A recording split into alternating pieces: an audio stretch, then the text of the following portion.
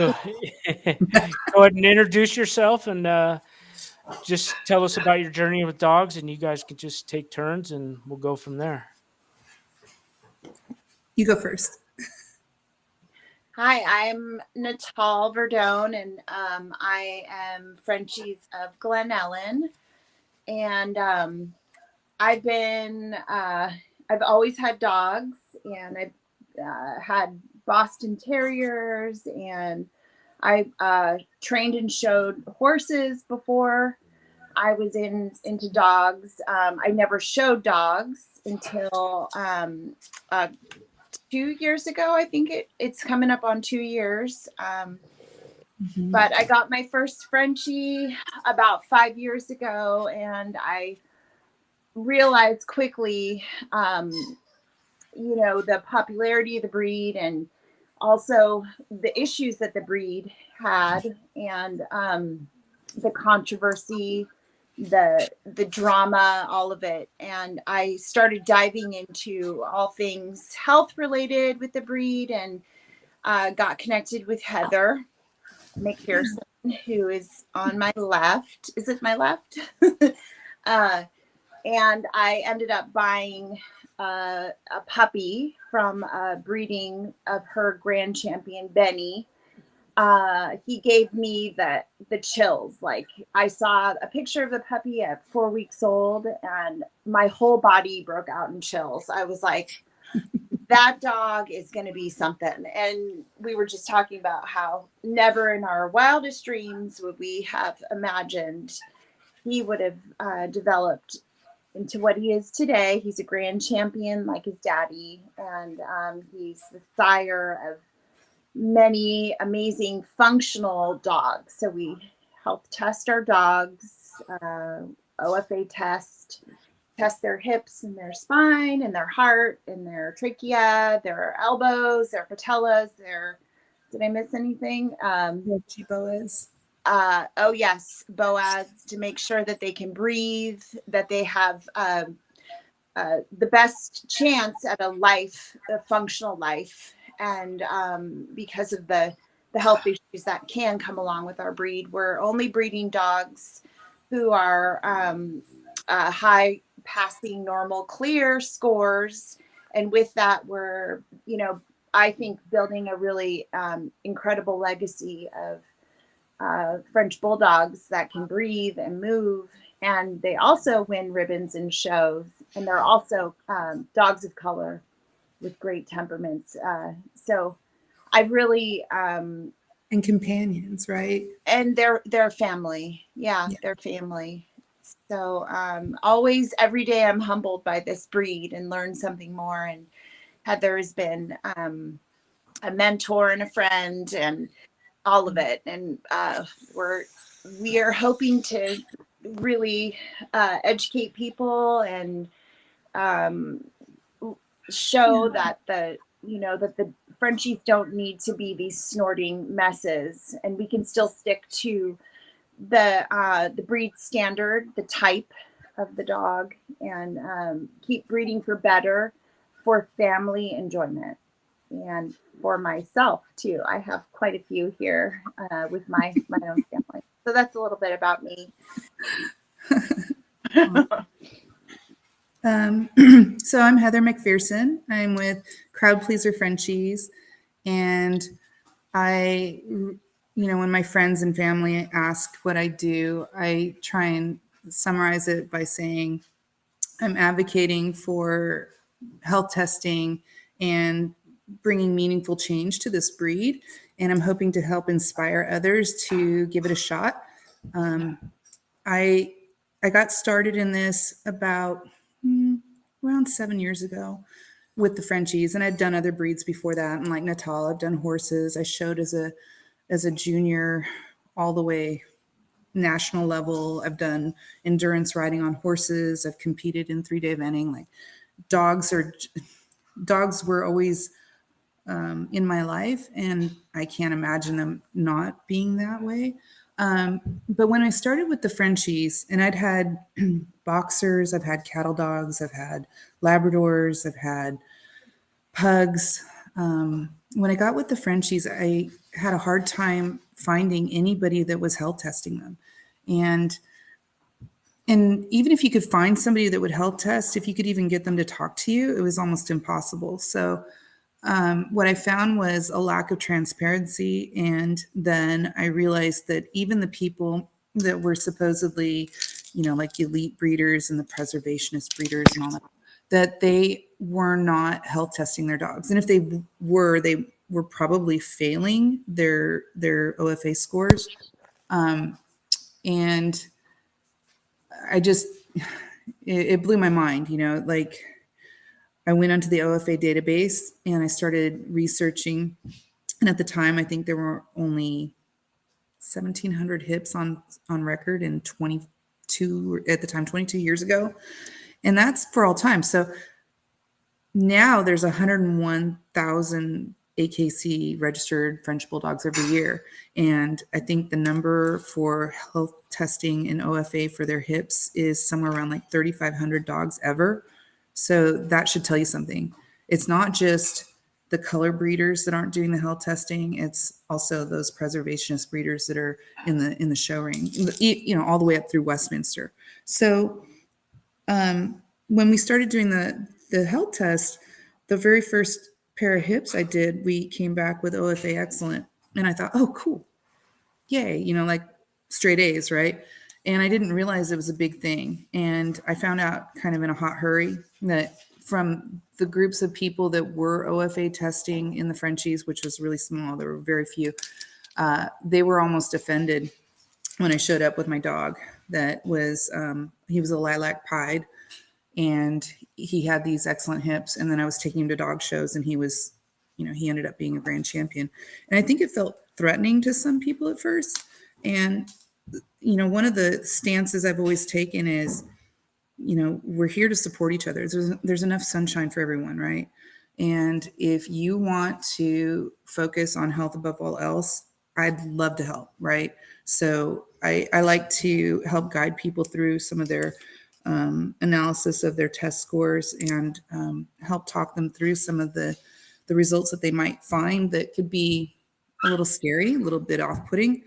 And hopefully we can get more people on board, because if you can start networking and get yourself with others that care about the health of the French Bulldog, I think that we can make a huge dent in the breed and move past some of these really disturbing health issues that I see in some of my friends' dogs.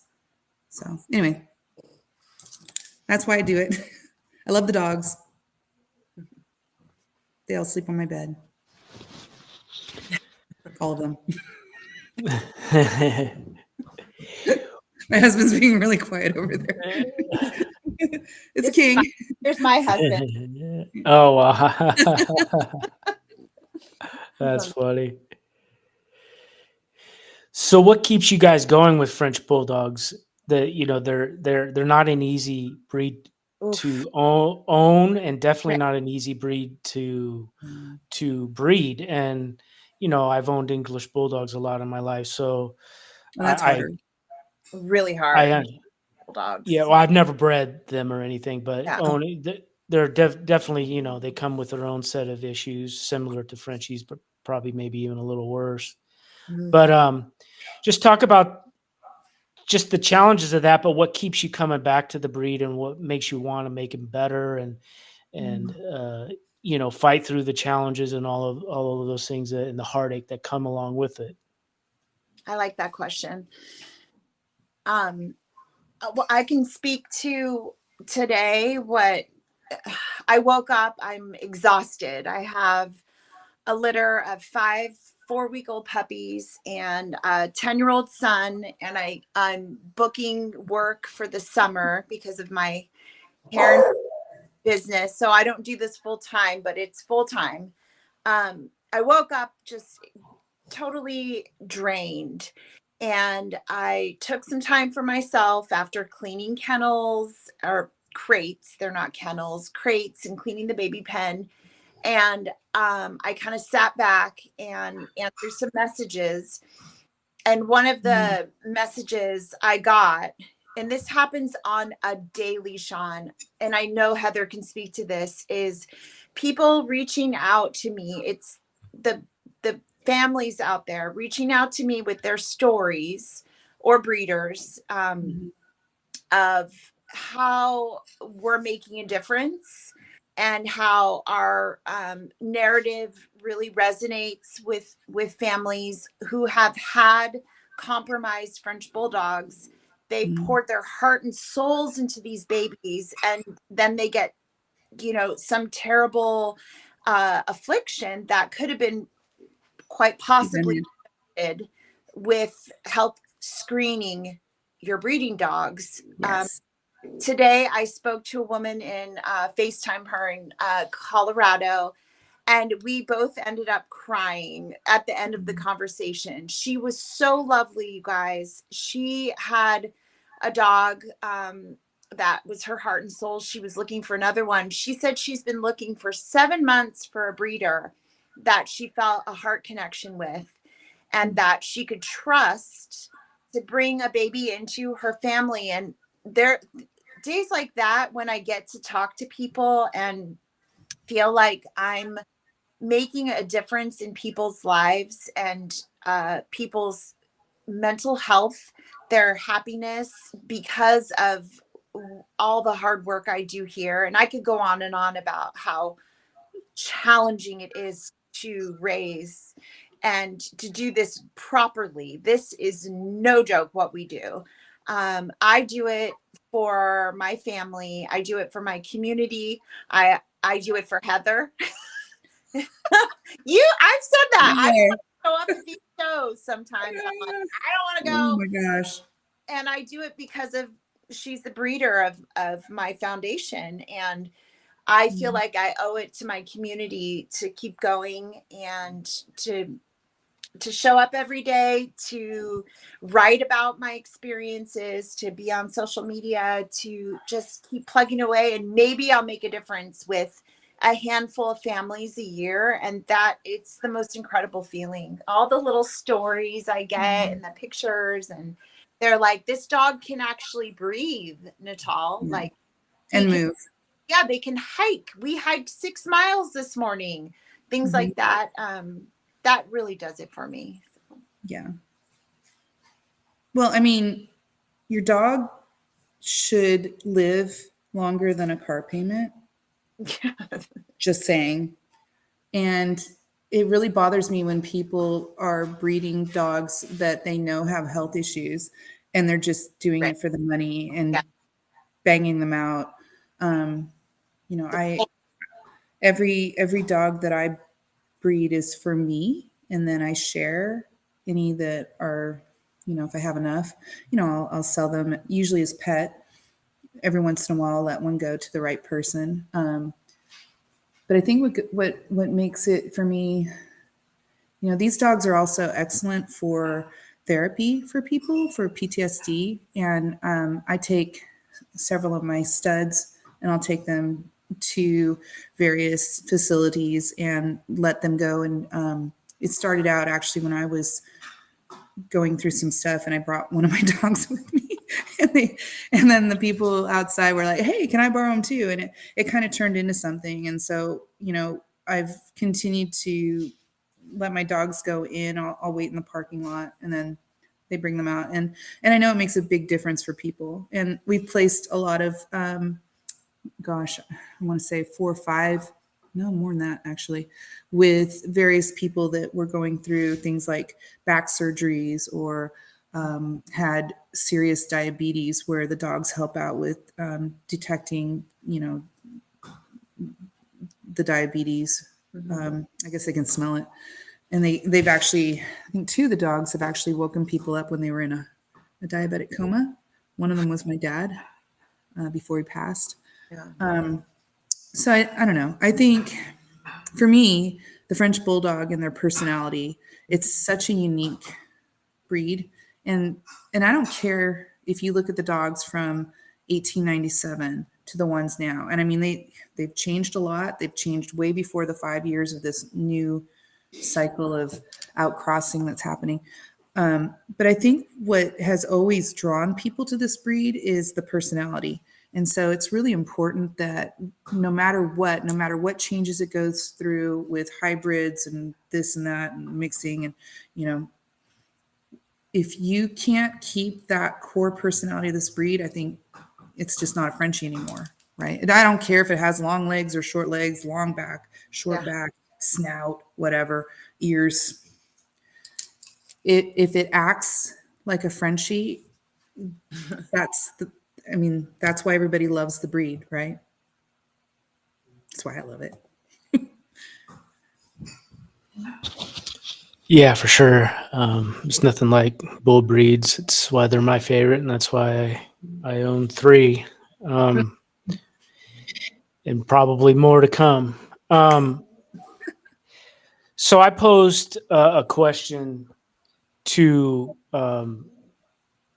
my subscribers on YouTube and Facebook a couple months back, and it was a question of color versus standard, and what they thought the difference was.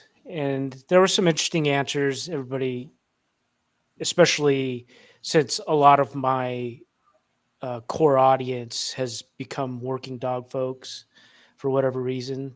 I think a lot of that stems from my initial purpose was to research rare breeds and breeds that weren't really covered a lot in the United States. Like I interviewed a gentleman from Pakistan that had breeds from that region of India and Pakistan, and so a lot of people were interested in that sort of thing, and they just happened to be working dog folks.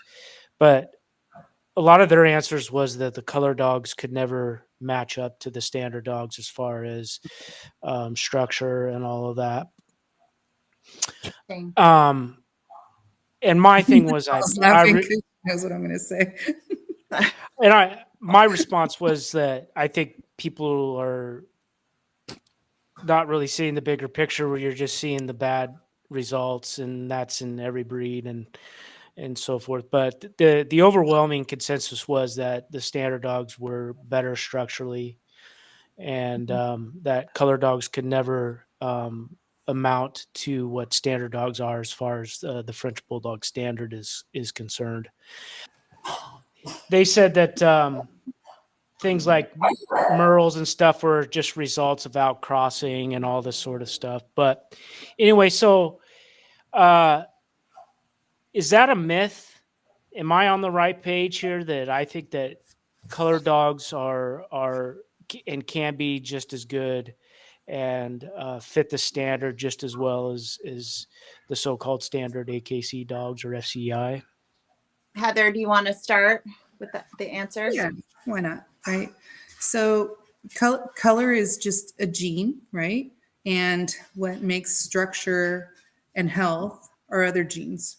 So, I mean, oh, so crazy. So, about 3 or 4 years ago, I was talking with a gal that's a friend of mine that used to actually, she started the French Bulldog Club of America specialty that they hold, their national specialty. She ran it for 5 years. She actually had a gray brindle named Levi and Boston Dane Blue Jeans. And she was basically forced by the Sosas, apparently.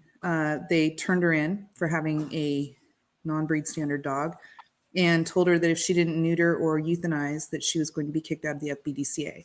So this dog was sired by a dog named, they called him Trophy, but his name was Les Bulls Once in a Blue Moon.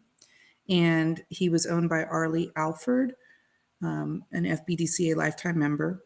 And his sire was imported from England from some of the Tommyville lines. So these are all standard lines. The colors have been there the whole time.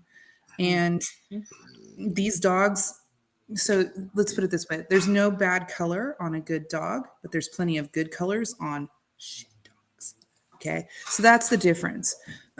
You can get great structure and still have the original French Bulldog colors, which are gray, brown, tan pointed, I guess, lilac, right? It's always been there, silver.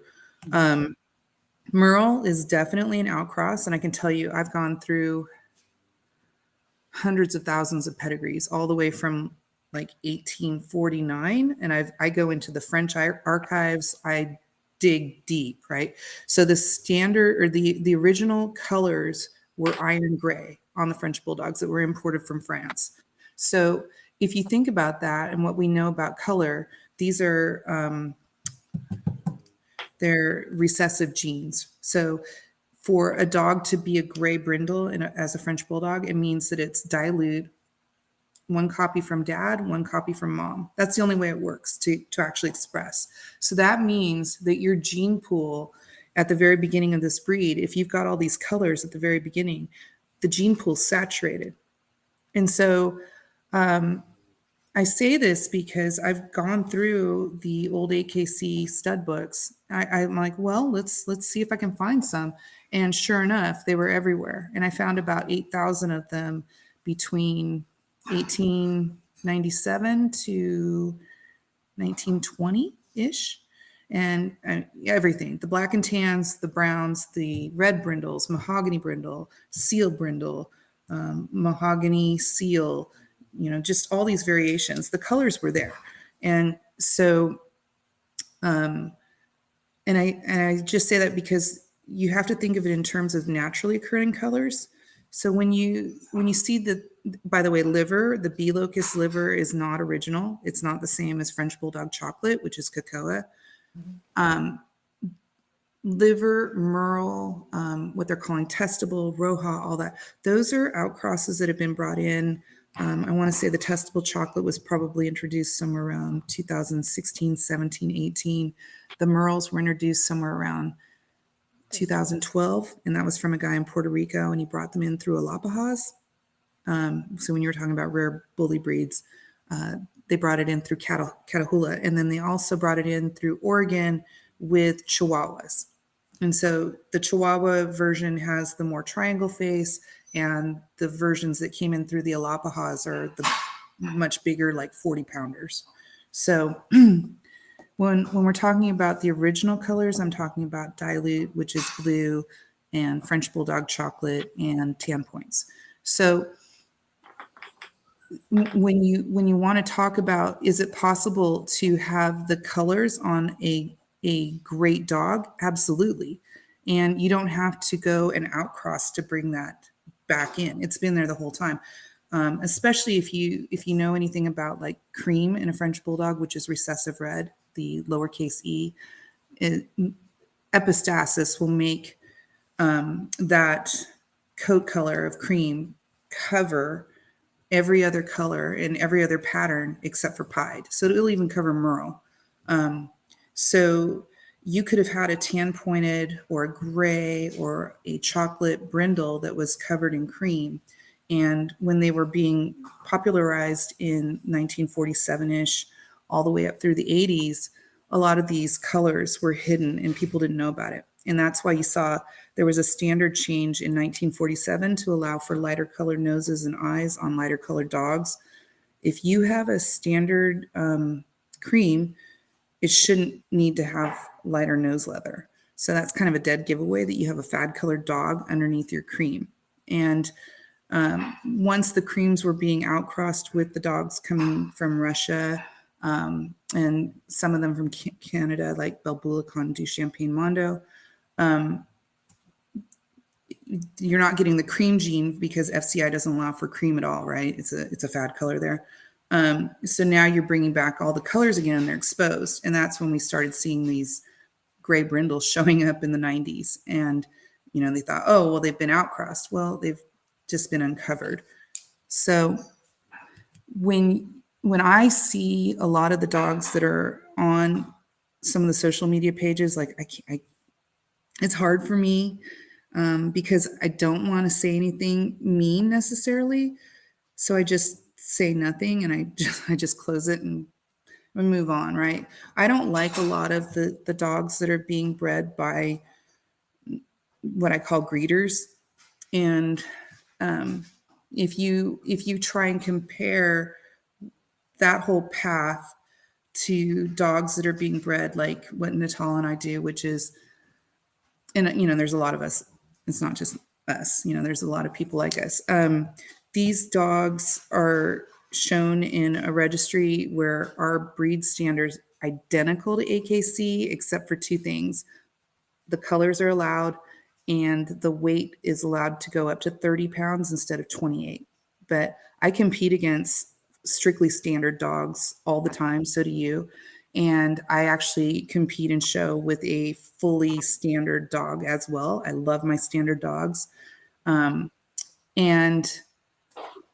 I just know what's in the pedigrees of all these show dogs and the preservation dogs. And a lot of them are carrying color, and they won't tell you that they're carrying color, because it's forbidden. It's a taboo. They're witch hunted. They're hounded at the shows, color shamed, the whole thing. But you can absolutely have a high quality blue or chocolate or tan pointed French bulldog that fits the standard just as well as any other.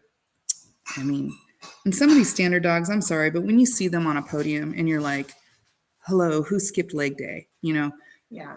Just because they win and just because they have ribbons, it just means either the handler carried the dog through to a win, or they just didn't have anybody else that was better. So I don't get impressed by standard dogs with ribbons. I just don't. That said, a lot of those dogs that I know, and I have a lot of friends in FBDCA in secret. We can't talk about it because they get in trouble, but they have really nice dogs. A good dog is a good dog. You should just be able to look past the color and see the dog. Here's a blue dog. And he doesn't even carry tan. That's what's so funny. No. Here's a blue dog who's beat how many standards in the show ring? Lots. Many. I have two. I like to say, when people ask me that question too, is I say that breeding for color is a relatively new thing because of DNA testing. So the term breeder, I equate it to the breeders who are breeding only for color and not for structure, and certainly not for health or health scores. And so when the DNA tests were readily available to any breeder and they could breed strictly for a color, that's when color dogs, to me, in my opinion, right, they really took a turn. The quality wasn't there. In our programs, we color is an added bonus. So, and I can use the word never. I don't put a breeding together just for color, but when I get something cool, I'm like, oh, great. But like my litter right now, I mean, they're all standard brindle and one fawn, and they are spectacular. And couldn't be happier with the color, but I'm not looking at the color. I'm looking at the potential of the dog. And I think that's where we differentiate in our programs with a lot of other color breeders, is because I base my the quality on my dogs, the price of my dogs, on the structure, the temperament, the health, the bone, the movement, the breathing, all of it. And I don't. And the health testing behind both parents, right? Health testing, the their titles, all of it that goes into it. I don't price my dogs according to color, and that's what sets us, I think, apart. And I get a little testy when people ask me, well, what color are they carrying? And I'm like, do you see the dog? Like, what are you truly breeding for? When I speak to breeders, what is it that it moves you? What's important to you? Is it you're doing a lilac litter, or do you want beautiful head pieces and great fronts and lovely angulation in the back? Like I get, but I know you know, certain programs are moved by certain colors, and I try not to judge, but for me in my program, color is an afterthought. It's icing on the cake, you know. Well, and I'll just say this, you give me a Brad Pitt, or who was the guy from Fast and Furious, Paul Walker, Oh yeah, Robert Redford, those are all your Paul types. Newman. I like blonde hair, blue eyed. Thor. I want Thor. You know. That's a good point. Yeah. Okay. You can't see him. My husband's tall, dark, Oh, hazel yeah. eyes. Yeah.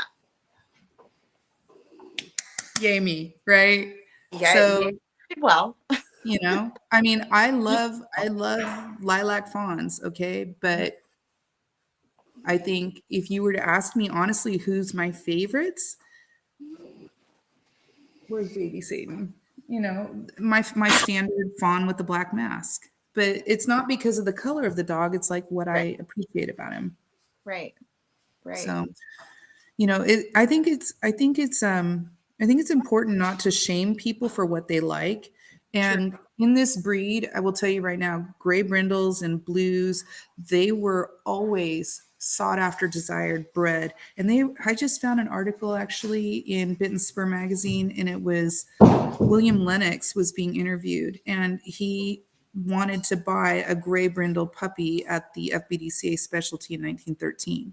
And this article goes all over it. And he was talking about Sabalatile, who was a blue brindle. Mhm. And he says, oh, there's the breed type, right? So here are the people that set up this breed. They're the founders of the club, and they liked these dogs. If it was brindle, it didn't matter. You could have gray brindle, you could have brown brindle, as long as it was brindle. And they didn't know that the brindle gene is what makes the difference between a mouse and a gray brindle. You know, it's identical except for the KBR, right? So when the breed standard was changed to make mouse a DQ color, they did not DQ gray brindles. And I just want to point that out because it's a homozygous dilute dog. One's okay and one's not. And so that, like I said, the gene pool was thriving with these genes. There's nothing wrong with them. Right. And you know, it's just funny. It's funny. People get really, really upset when you show them history and They don't facts. like it. They'd rather don't not like it. know. I've watched No. when you roll out that information. People Oh, I'm the devil. people just, they're so predictable these days. It used to be more of an explosion, and now they're like, nope, not gonna hear it. Yeah. You're a greeter. If I'm a greeter, I'm really bad at the greeting part. Yes, you are. When's the last time you had a litter, Heather? At your house? Last year. Last year. year? Yeah, I just needed a You're break. really turning them out there. I like the boys. You have some beautiful boys. That's for sure. Yes. And since we're kind of on the subject, can you talk about how that came about and what it was about, and Ooh, you want all the fireworks, right? And then the aftermath from that? Actually, I think the Vanity Fair magazine has kind of spanked some people that needed spankings, quite frankly. I reached out to Mary Plyan, the author of that, and she's a journalist with the New York Times, and she's written a lot of, I found her because she had written some controversial articles about AKC. And a really good friend of mine, Charla Brandt-Leonard, had been showing ABKC with us, and she decided to take one of her standard Serbian imports, a really pretty blanket pied brindle female, and show her AKC. And Charla had been going through, I'm not going to go into it, but she, you know, it's not a secret, but she'd been going through some health issues, and her doctors had recommended that, you know, a positive experience in the dogs and everything would really help her, and it did. And so she was doing really, really well. And here's what happens. Maybe other people that show might relate with this, but everything's great until you start winning. And then when you start winning, the fangs come out. And that's when, and I told Charlotte, I said, hey, because I knew that she had blue dogs. And I said, listen, you need to hide your stuff. They're going to come after you. They're going to hunt you down. She's like, oh, no, no, I've met these women. It's fine, blah, blah, blah. She was having a great time until she wasn't. And she was at Wolfstock and was confronted by three women. And one of them, yeah, you remember, huh? One of them was the president of the Northern California French Bulldog Club. And she had two people. I can't remember the names of the other two women, but this other woman was named Susan. And they hovered over her, blocked out the sun, and hissed at her and told her that she didn't belong there, that she needs to get the F out, and that how dare she show her face there. She's not one of them. And this will never go away. They're never going to stop. They're going to hunt her down. They're going to terrorize her. They're going to tell everyone all about why she's a terrible person. And they accused her of breeding her female to a merle, which was not true at all. And they did this right before she was supposed to go in the ring with her dog, and the judge could hear the whole thing. And they actually called up her breeder, or not called him, but they sent a Facebook message to her breeder in Serbia, and they accused him of breeding exotics. And the thing is he's in a country where it's not like America, right? If you break the rules in some of these registries, they have the right to come into your kennel and euthanize everybody and maybe take you to jail.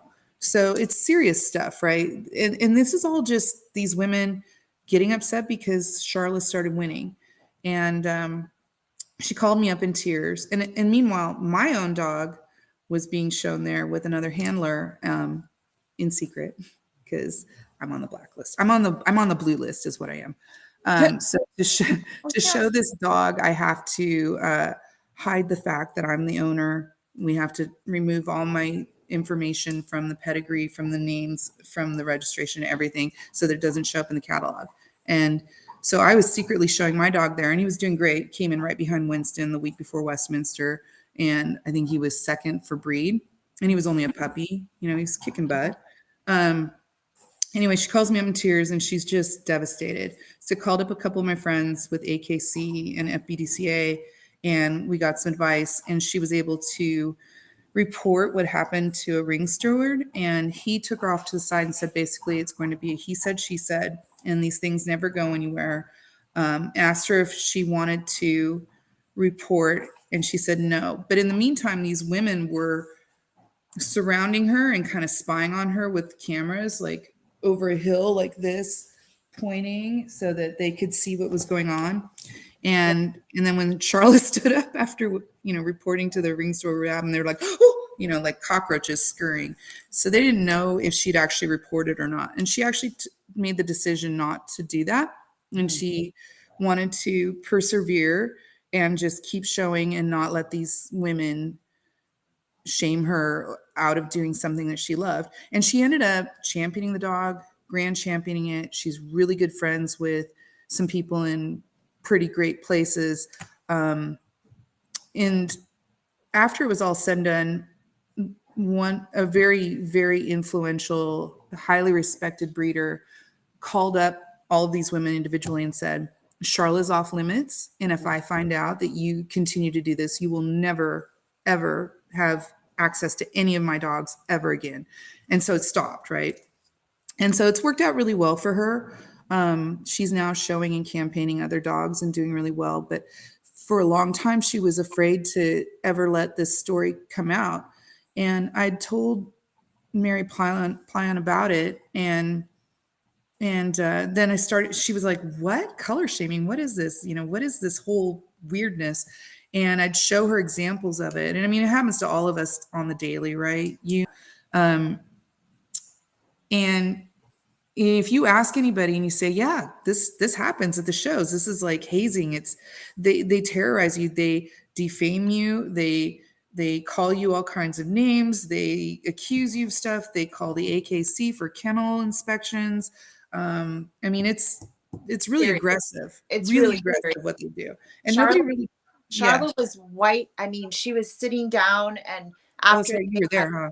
I was there, and she had been accosted by these women. She was sitting down by herself, and we all kind of surrounded her and like helped her up. Like I was worried about her health. Like it was really serious, like very, very aggressive behavior. Yeah. But she went out there and she kicked butt. I would, at that point, I don't know if I would have been able to do what she did. She has so It much was strength. intense. I couldn't believe it. And I was there with Max. I was there with my then 8-year-old son, and Yeah. I could and Right? he's You do like this in front going, of the kids what? too. That's just crazy. He They don't care. Nope, doesn't matter. in front of children, somebody who has health issues. It's like Folks behaving badly. very, very naughty. Very naughty. Yeah. And you know, the thing is so Charla used to be on the executive committee for Make-A-Wish. I mean, she's a great person, a great human being, super ethical, class act all the way, right? And these women, oh man, it's like little poorly dressed AKC terrorists, I swear. You know, it's it's maddening. Anyway, so she's kicked ass. Yeah. And it's great. But so Mary started interviewing a lot of people, and it took her about a year and a half, I think, to finally come up with the story. And then Vanity Fair agreed to run that article, and I was blown away. So I didn't know what it was going to look like, what they were going to say. I just helped her out with what I know about the historical side, especially the reason that the breed standard changed and the people that are involved. And I mean, that's a whole nother story. It involves the Titanic. It involves the D-bag that was on the Titanic that jumped on with the women and children and pushed everybody out of the way and put his luggage on there, the only surviving luggage of the Titanic. He's just not a good person. Anyway, so there's like all these juicy little stories, right? And so I was helping out with that aspect. So when I saw the article and when it came out, I was blown away. I mean, it's 8 pages. It's a full feature, and it made a mention on the cover with the lady that made the Barbie movie, right? Like it was like, I still think about it, and I tell everybody I know, and it was one of those moments where it was like, okay, that's a win for our breed. And well, and just because it doesn't matter if you love the breed, it's a win, right? Yeah, and that it was talking about everything. It wasn't just like, oh, you're in the color camp, or you're in the preservation camp, oh, you're in the greeter camp, you know, like. Yeah. Can we talk about what's next? No. After okay, I wanted to ask. There's a lot of research being performed. Let's just say that. Yeah, Mary Pylon is she was the woman for the job. She did a great. If your subscribers haven't taken a look at the article, it's called The Frenchie Revolution in Vanity Fair in December issue. I tell everybody, probably daily, hey, you should read this article. I'm so proud. I'm so proud of. And she did her due diligence, right? She interviewed a lot of people from all different aspects, which I felt very strongly. Like I gave her a lot of contacts of people that I knew that don't always see eye to eye with me, but I feel like you have to have a fair and balanced representation, or else it's all crap, right? Yes. She did that. She talked to PETA, you know? Yeah, she did. And it was I liked what PETA had to say. They go, why are we talking about color when the rest of the breed is messed up? Let's talk about health, right? Let's talk about health, and let's talk about why dogs end up in shelters. Frenchies in particular is because breeders aren't doing their due diligence in health. Well, there's so many of them, right? So many of them, not all. And breeders like us who will, if anything happens in the duration of this dog that we produce their life, anything happens to it, we'll take it back to our home. We will help find it a proper home, if not keep it here ourselves. You know, our dogs will never end up in shelters. And Well, you see my feed too. I mean, yeah, you we know what both, you know, I Heather am. me with SoCal French Bulldog Rescue Yeah. and the hard work they're doing there, and a portion of any profit I make, which is not a lot considering what I put back into my program, but I'll be paying it forward to the Southern California French Bulldog Rescue. So I feel like there's a need to illustrate that, because we are labeled as greeters because we have color dogs. You know, there's that blanket term that we are part of the problem. Well, And it's just lazy, right? It's so easy to yeah, it just is call lazy. somebody a label without even actually investigating them. And here's the other thing I'm going to say. It is lazy. This is what this is sport for me because I'm ready and they're not. But I love it. So I'll get tagged on social media and they'll say, "Hi there, come in with your research." And again, you know, I've got the facts. I'm alarmed with like, okay, here's your AKC registrations. Here's this. Here's this. Did you know about this? Do you know why the standard changed? Do you know who this person was? You know, and they'll just say things like, "Oh, well, they knew what they were doing. They obviously, oh, and it's undesirable." I'm like, what are you talking about undesirable? If it was undesirable, no one would want one of these. Right? I know. So we come in there and, you know, I usually just say a couple of things very politely and I'll put up the links and then they lose their minds. They And do. then they start attacking me. They go And then, absolutely ape shit when Heather posts anything. Yeah. Heather's like kryptonite. But go on. Well, and it's, you know, You're very, usually very soft about it. You never attack Heather. You're so measured. But I want to interrupt. because I'm laying a trap. Yes, that's the fun. No, I mean, I am, but I'm not. But No. so it's an easy trap. I mean, they could totally walk around it, but they choose to just. So Very the loudest argument is often the weakest.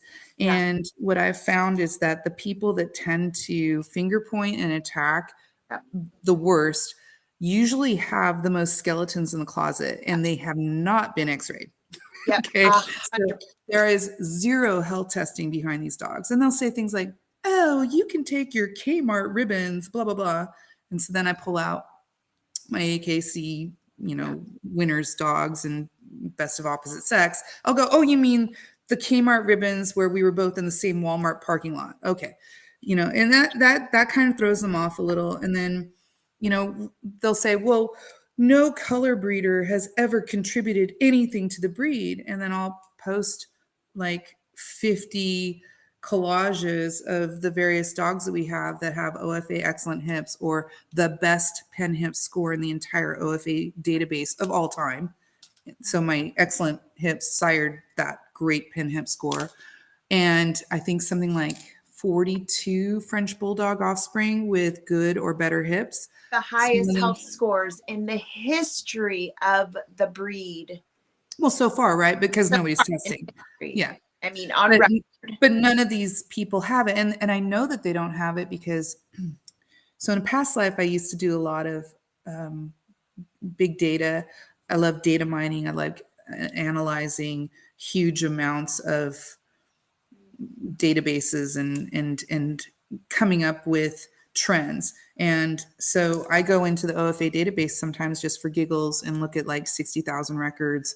And then I write down which ones belong to non-breed standard breeders and which one belong to preservationists. And then I do a blind thing where I won't look and see what the scores are as I'm identifying the dogs. And then I reveal it and I let it talk to me. And the truth is, I know who's been naughty and who's been nice. And I know which dogs are being health tested and which aren't. So when I see these names come at me, I already know they're not in there because I check it like once a month. And it's very interesting because they'll start off with this whole mantra of, "Oh, you color breeders or greeters and none of you health test and blah, blah, blah." And then I look for their dog, absolutely no record of it. All they have on their social media are pictures they're like ego shots with the Yeah. dog on the podium with the Yeah. ribbons and so and the breeder and we're this and we're going to this dinner and we're having that. And then you do a search on their social media for just type in the word OFA and there's nothing there. There's no health testing behind these dogs. So then when you start pointing that out and then you show them, okay, well, here are 50. You take your pick and you want more. I mean, we could do this all night, but now I'm tired. So then it turns into oh well the health doesn't matter, it's like it mattered until yeah. So anyway, that's kind of fun. So what, like I say, it's not to shame people for Right.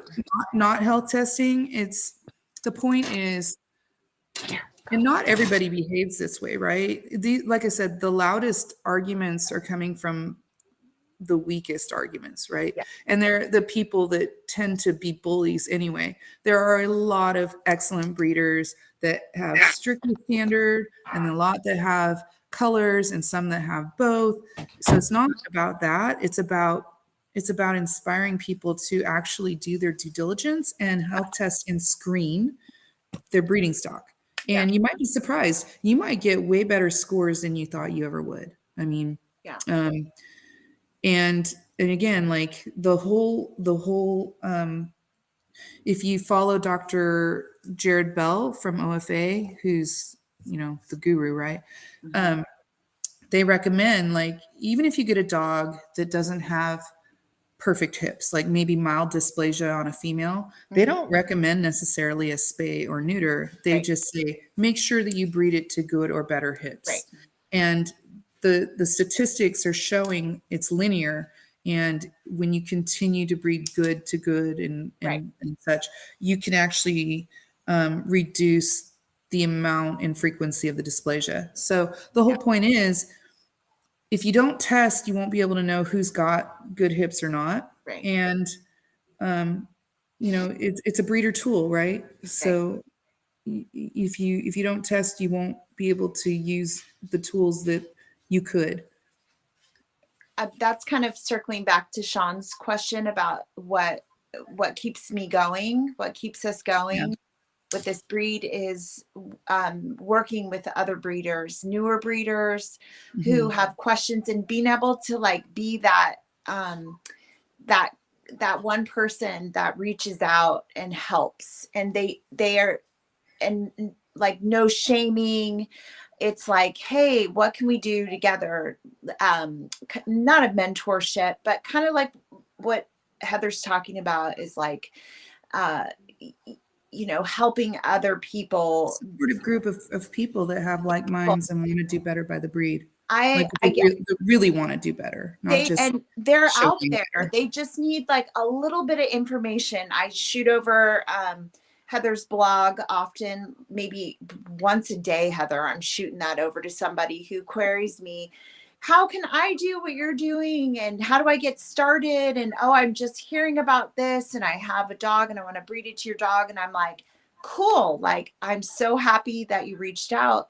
What could, like, let me get you some literature, and I'm so stoked.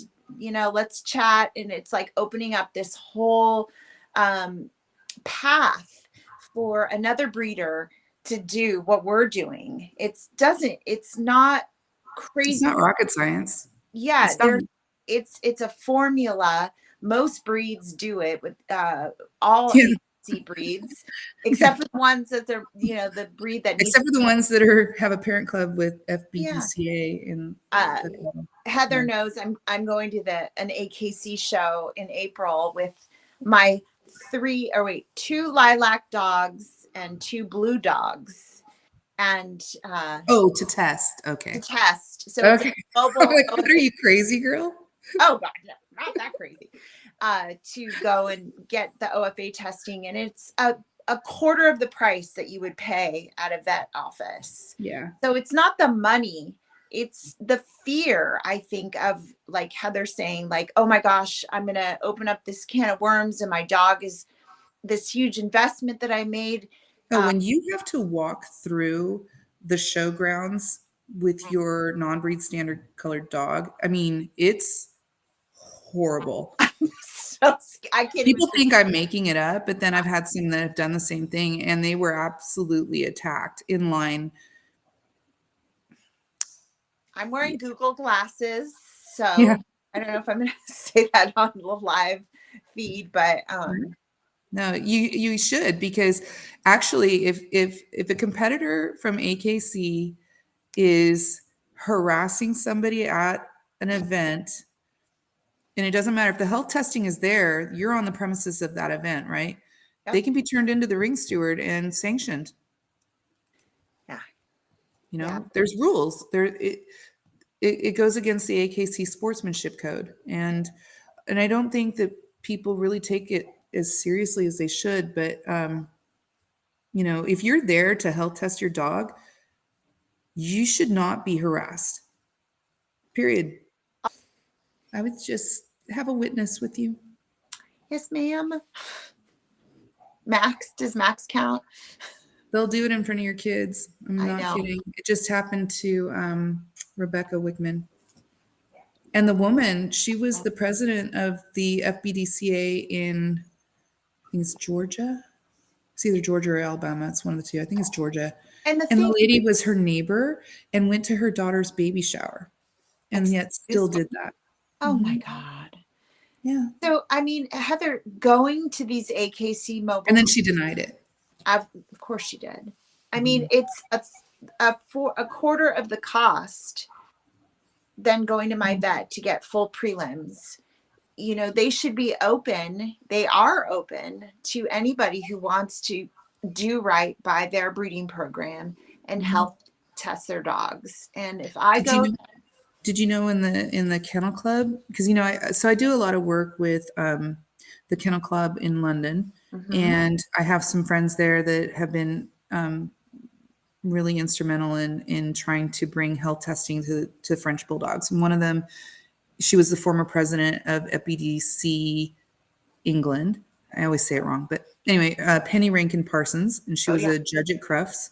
oh yeah, Penny, yeah, she's awesome, and she brought us in, and we were contributing for the Kennel Club for their color panel committee because they were being potentially sued by 4 different breeds for registering non-breed standard colors.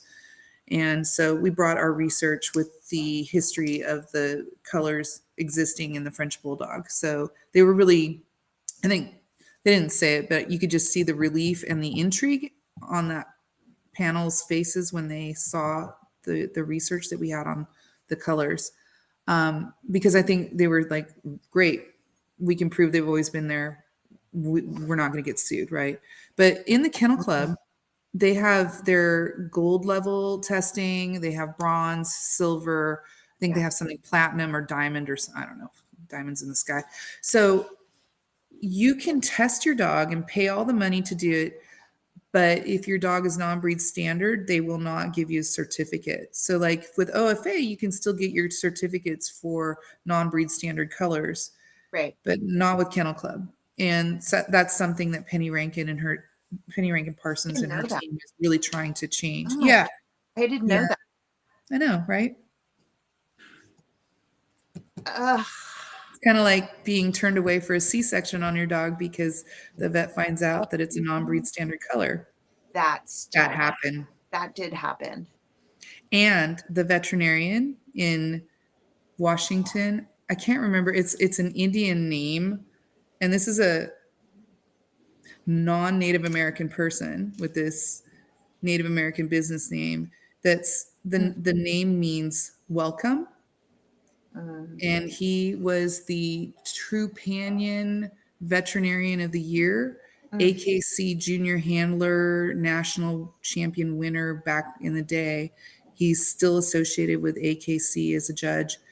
And his veterinary clinic turned away my co-own, she just moved and she needed to get a new veterinarian for the C-section, was trying to plan it. Everything was great.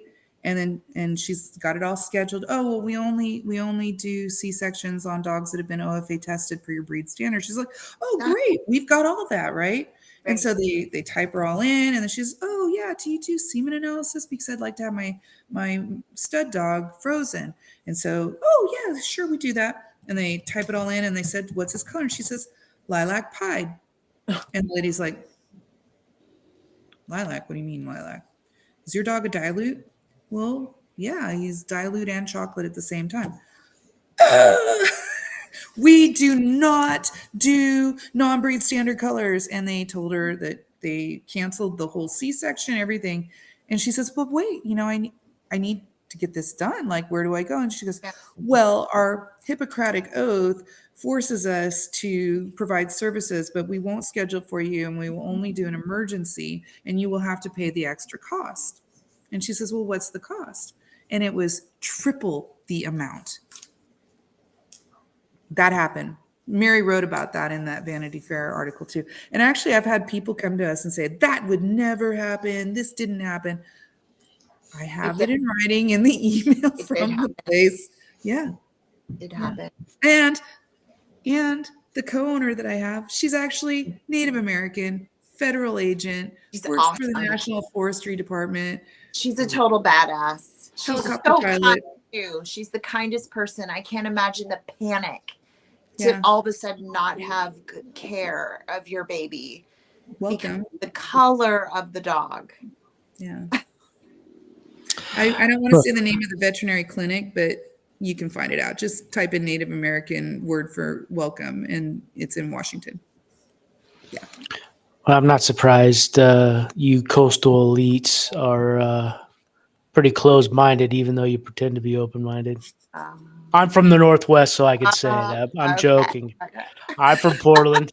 Yeah, I'm when I a say Midwest the- transplant, and I moved out of there for a reason. It's that typical attitude that you say welcome, but you actually don't mean welcome at all. You mean F off if you don't how believe in what I nice. do. Yeah. Yeah. I'll take your Well, you know money. what? When somebody has to tell you that they're woke, to me, I'm like, oh, so you're Right. sleepwalking, right? It's like somebody telling you I'm an alpha. Alphas don't tell you they're alphas. They're just alphas, right? Woke. Yeah. Did you just say woke, Heather? Yeah, I did. Say woke.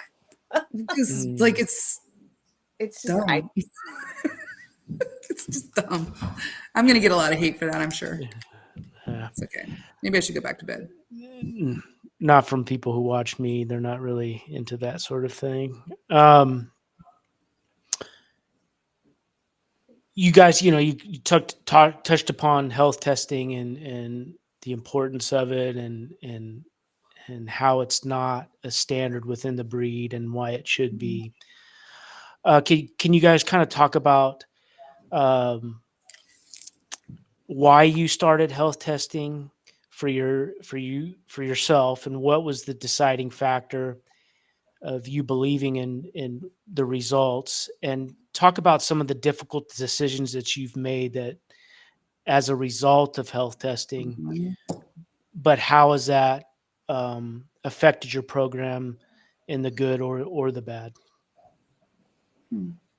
Yeah. So I got into, I mean, when I was encouraged by my veterinarian to show and breed my dog, and she knew that he was non-breed standard, but she also pointed me to ABKC. She had some friends, and she was an AKC judge, had been showing dogs for 64 years. And she originally did not like my dog because the first thing she says is that an Isabella? And then, she got to see him. Sorry. I know. Sorry. She did. And then, because he's red, people, they didn't know what color he was. So as she warmed up to him as he got older, and she encouraged me to show him, she says, you really ought to consider having him frozen for the future. And I thought, well, if I'm going to breed this dog, I better health test him. So I did the DNA cheek swab, and got all of that. So I knew what I was dealing with. And especially I tested for cystinuria 3 because I wanted to make sure that I wasn't breeding a carrier to another carrier, because I know that's a very serious condition. I've had friends that have had dogs that have had to have surgery or didn't actually make it, had to be euthanized because of cystinuria 3.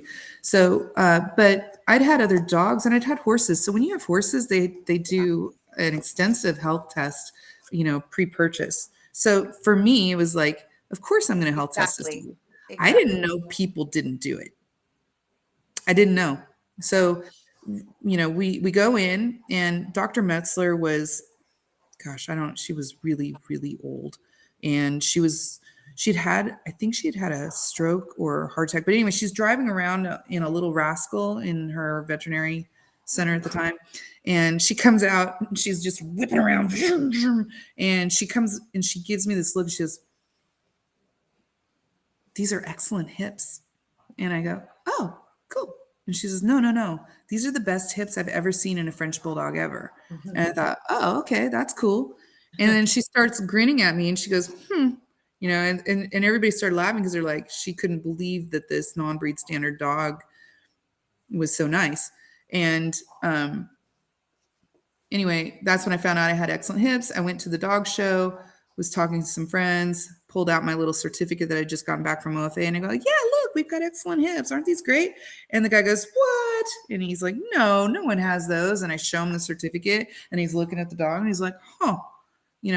So it took a while. And like I said, I used to post little feelers out on social media, like, does anybody want to breed to my dog? And, here's his scores, here's this, here's what I know about him, here's his movement. I would put videos of him. And coming from horses, conformation, it's a quadruped, right? Like there's certain things that are exactly the same. I mean, they have stifles, they have hocks, they have a croup, they have a loin, like there's angles of shoulder, like it all makes sense. So for me, it was like, can this dog move and can it breathe? And these were just like no brainers to me because I'd come from other breeds of dogs. And of course my Frenchie is going to have to pass or he's not going to be bred. So that's kind of how I got into it. And I found Shelly Harrington from Starlight Bullies and Party Pups, Ashley and Nicole Party. And they were English Bulldog breeders originally, and they'd just gotten into Frenchies. Shelly found me through the OFA posts that I'd put of Benny, and she sought me out specifically to improve her dog's health. And we had amazing litters with these dogs. We've produced a lot of champions and grand champions, and from that breeding, we got the very best pen hemp score in the entire OFA database for Frenchies. So, getting those initial successes, I think, really helped. Had we gotten dogs that maybe didn't pass, and at the time, Shelly hadn't done the OFA on the female yet. A lot of people did not test their females. People, elite breeders, elite preservationist breeders that are the spokespeople for FBDCA don't health test their females. Shit, not. Some of them. DNA, or they test the eyes, and that's in the Vanity Fair magazine as well. Yeah. We test the eyes. Like, wait a minute. You're the spokesperson for FBDCA, and you didn't mention that you should be doing what's on your site and what's recommended. Your hips, your patellas, your heart, and the OFA eyes. And you're just talking about eyes? What about the rest of the dog? Oh, and you're supposed to actually test the spines as recommended. She didn't talk about any of that, right? So as I said, we started seeing really good results. And then as some of the puppies hit their 1 year mark, we started health testing them as well. And I was really excited because I had this great puppy. Everybody was excited about her. I take her to the shows. She immediately champions. Everybody loves her. Oh, look at her. I got a rude awakening. Okay. I was so excited. Hips came back. Everything else came back. It was great. Oh my gosh, look at this spine. Look at this. Like, oh, the trachea. Oh, it's a 2.8. Like good stuff, right? And then the hips came. I actually called my vet and said, did you send the wrong X-ray? She goes, no, this is it. I said, but you said the hips look good. And she goes, well, yeah, for Frenchie. And they came back mild dysplasia. And at 12 months, she already had osteoarthritis, and it was a shallow hip socket. And I'm like, that's not environmental. That's genetic. And I spayed her, and Yep. she's living her best life. She's great. You would never know looking at her. And that's the thing in the Frenchies, it's not like a German Shepherd where they're all jiggity jack, right? Frenchies, their musculature can hold their joints in place and really help support and hide the fact that they've got dysplasia going on. And it's not until they're a little older. And again, if they're showing signs of osteoarthritis where there's a change in the femoral head and they're only 12 months, like that's where Yeah. you've got to start thinking about maybe a plan for your dog's health long term, and you should probably not be breeding that dog. Just for me, I wouldn't. Right. And that's for me also, like what I do for myself isn't necessarily what I would tell someone else. I think everybody needs to make their own Right. decisions. But for me, it's a hard stop. But if it's just mild dysplasia and there aren't the signs of osteoarthritis, it could be environmental. There's a lot of studies that show Yes. that when you they did this on mice, but when you take mice and you tape their legs behind them so they're in the Superman prone position and they can't get their hips underneath them, that in 10 days, that ligament that holds the joint in place is gone, Yeah. gone. So, what do we like to see on French Bulldog puppies? We like to see them all lined up, nursing on mom, all cute, Superman prone, right? And they're kind of sliding because they're on a puppy pad and, because we want everything to be clean. We don't want people to think we're dirty and nasty, right? So these dogs are slipping and they're, I think that can contribute towards an environmental dysplastic hip. So Yeah. I'm very open-minded to when I see those results, what they mean to me. But on my studs, man, they better be good Perfect. or go home. Yeah. Because you can put that gene pool to way more dogs than a female.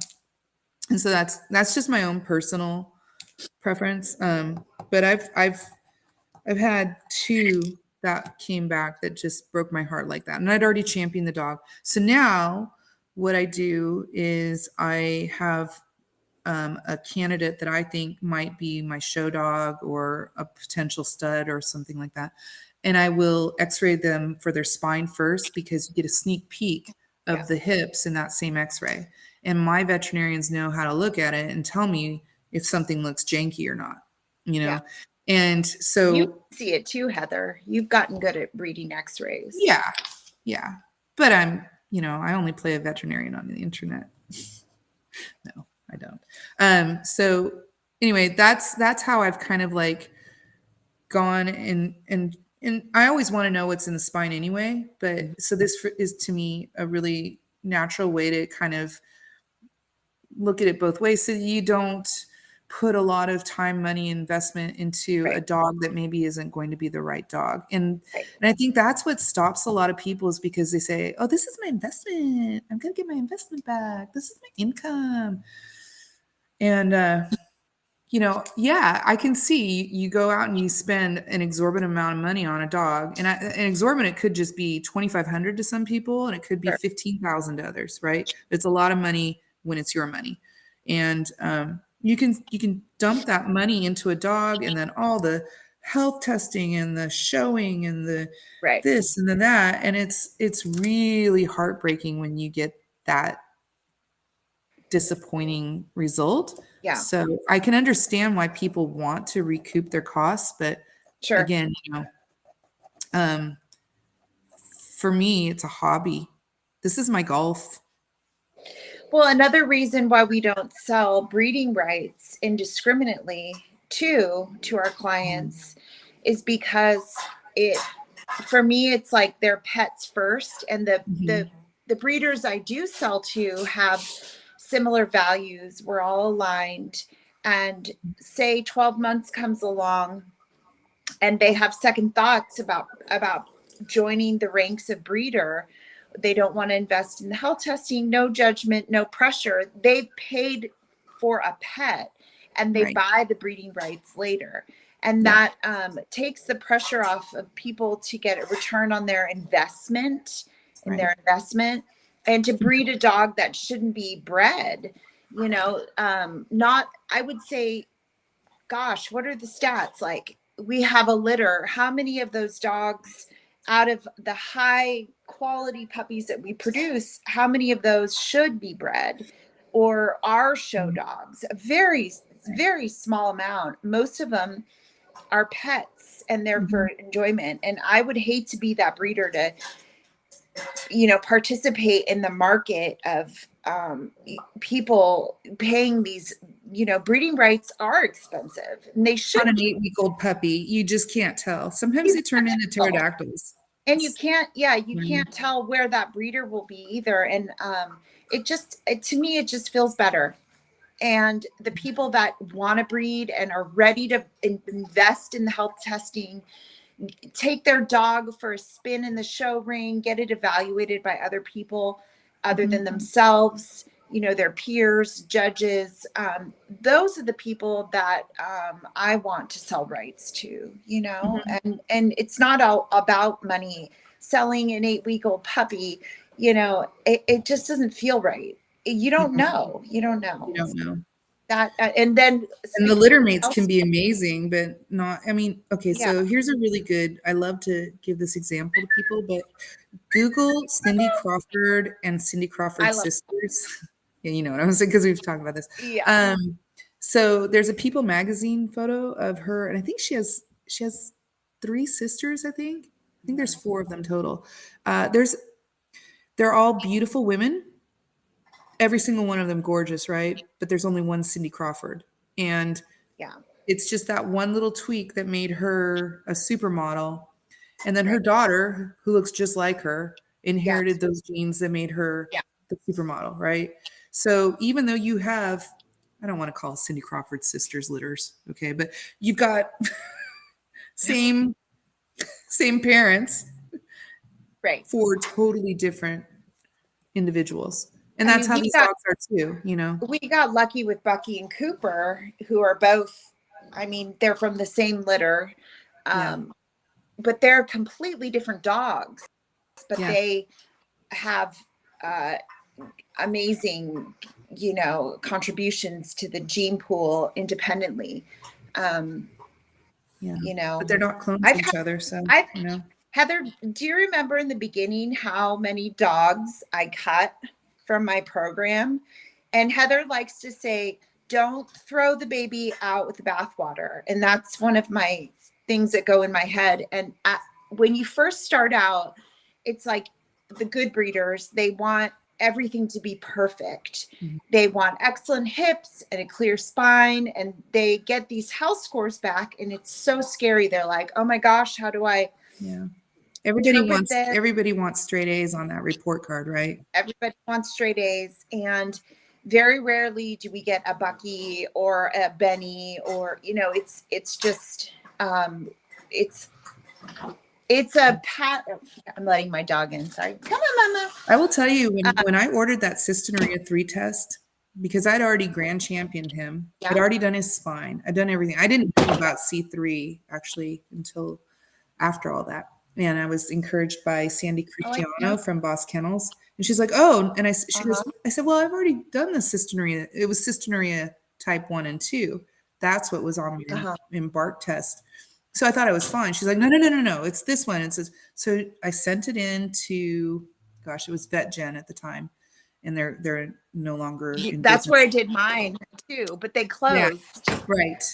But I got that email in, and I'll tell you, I sat there and I was like, I had such anxiety. I did not want to open it. I was so scared. I was so scared. And it was clear. And it was like, oh my God, thank God. But, but I understand. I know how it feels, And not everybody has the space to keep back. Sorry, I'm walking through my hallway. Space to keep back puppies and watch them develop, right? Right. Do spine. I've started doing spines early too. And what age do you do it? Well, I would like to do it earlier, but it's so hard with like getting out to the vet, and In a perfect world, I would like to start doing spines between 4 and 6 months. Mhm. But it seems to be working out to where I'm evaluating them around like a year. Yeah. I I usually throw- do it when I do my prelims for the hips, which is 1 year, but sometimes I'll do it at 9 months, you know. I'm about to make a cut in my program right now that I haven't announced. It's clearly not this one. Because of I'm gonna get babysitting. um and he's 15 months. I think that breeders roll out studs at before they're a year old, and don't let them see each other. There he is. uh, I'm starting to slow down in my health testing and Yeah. not put the pressure on to get everything done at 12 months. Right. I like to wait and see how the dog develops, at between 12 and 15 months. I'm like, okay, especially the boys. Right. The girls, I feel like I have a better idea. Temperament is everything, like you talked about, Heather. Temperament is, if there is a lick of I like a spicy dog, but I don't like a mean dog. Right. I like a dog that I can work with because I do, we do the sports and all the training and the showing and stuff. So temperament's been a big one. And they kind of show us, if we listen to the dog, who wants to be the dog that travels, who wants to be a mama. Oh my God, Pip, you are oh. He loves mommy and me hotel time. Oh my God, he loves that dog, Heather. I know. I love him. He's a cat. But Heather, do you remember in the beginning how many dogs I cut? I was all. I don't remember. Well, Oh, I don't. If you told me names, because I know that who you don't have anymore. Well, I feel in retrospect, and of course, I found them all amazing pet homes. Yeah. In retrospect, I was too quick to cut dogs from my program and didn't let them grow out as much. And then you see it and you're like, oh my gosh. I've had that, but now it's like I've slowed down. It's a marathon, not a race. I think that by 2 years old, oh my Lord, he is the best. By 2 years old with our boys, then we really know. But I got lucky with Bucky. He was working at 12 months. He didn't have. But he also matured really quickly too, I think. He did. Yeah. He did. We knew what we had with him, 6 months old, 7 months old. Yeah, you could tell. But I think that making those hard choices is part of what we do. And it is important to the integrity of our breed, integrity of our programs, the longevity of our programs. And like, I love how they tell you too, like Rano's like, he's a champion. He's got a great spine. His hips look awesome. I haven't done his hips. He's, you mean that you just had them looked at, not the cert? I saw them with the spine report, and I was like, damn. And Dr. Metzler's replacement vet, she's great. She's also the vet who said that a dog with 1 or 2 spinal anomalies can still have IBDD symptoms. So, a clear spine. But anyway, his hips look good, but he told me, he was like, yeah, I'm not much of a show dog like my daddy. Yeah, it wasn't his thing. Yeah. It wasn't, and I don't want my dog, I want them to enjoy their job. And Rano's job is just he's a champion. He has his place, and we'll see where it goes with him. So talk about how important is the show ring for you guys.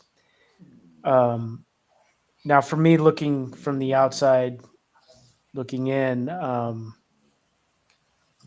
kind of I don't know, the show world kind of I'm kind of skeptical of. I get that it really is, the intentions of it is to, show off your breeding stock, Yeah. and that's very important, and I really like that, the original idea behind it. But you we discussed the Vanity Fair article and some of the negativities of it, but But there's a lot of positives too, I no, I think. agree. I agree, and yeah, but part of my thing is, and I see the ABKC kind of does a pretty good job about making it family friendly and that sort of thing. Oh yeah, and definitely if you have the right host, these things run just as nicely as an AKC, a smaller AKC show. Well, yeah, and I prefer that kind of atmosphere too. I'm not a stuffed shirt kind of person at all. I really don't Right. like elitism in any shape or form. Yeah. But uh, and that's kind of how I see it. It's kind of an aging sport, especially in the AKC, and then uh, it's kind of it's a sport that you're born into. It's not really something that a lot of people from the outside come in, and when they do, it sounds like they get kind of ostracized until they either make their way through the crowd and people let them in to the inner circle, or they just quit. And I think Mm. probably more people quit than they stick around. But Makes me sad. Yeah. but I part of don't, that makes, and another thing that's really difficult that you see too, especially in today's economy, is that a lot of people are going to be priced out of this. You spend a good portion of for your puppy because you want a quality dog from a quality breeder that's going to be around to talk to you and talk you through things, and right. isn't just going to ghost you after they get paid. So all those things are difficult and they're time consuming, and that it comes with the price. So what are some of the things that could be changed in the dog world that could be more inclusive and a little more friendly towards people, and maybe cost effective, and all of these sorts I of like, things? I mean, but that might sound impossible. But anyway, the first part is just how important has the show ring been for your program? mm, good question. Hmm. Um, Well, when I had my fad colored dog and he shows up with ribbons on him, and then we champion and we grand champion, it definitely got a lot of attention for him. And then that combined with his health scores, I think it set it in motion for the dog. So clearly it was important, but I was doing it because it was fun. Like so, I love it. yeah. And I'm a competitive person, but I'm competitive with myself.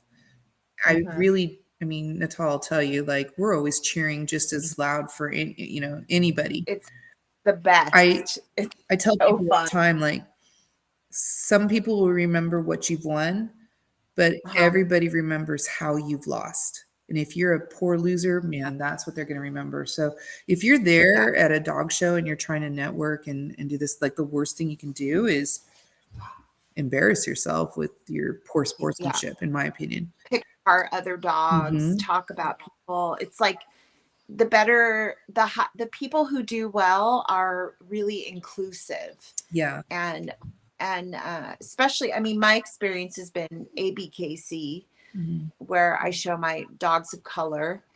Um, I mean, for me, showing the dogs is a lot like it's like the outlet of golf. I like it. It's my therapy. It's my fun. I go there to be around people that love dogs, and I've got a great network around me. And, but I don't base my worth or my dog's worth on ribbons. Okay.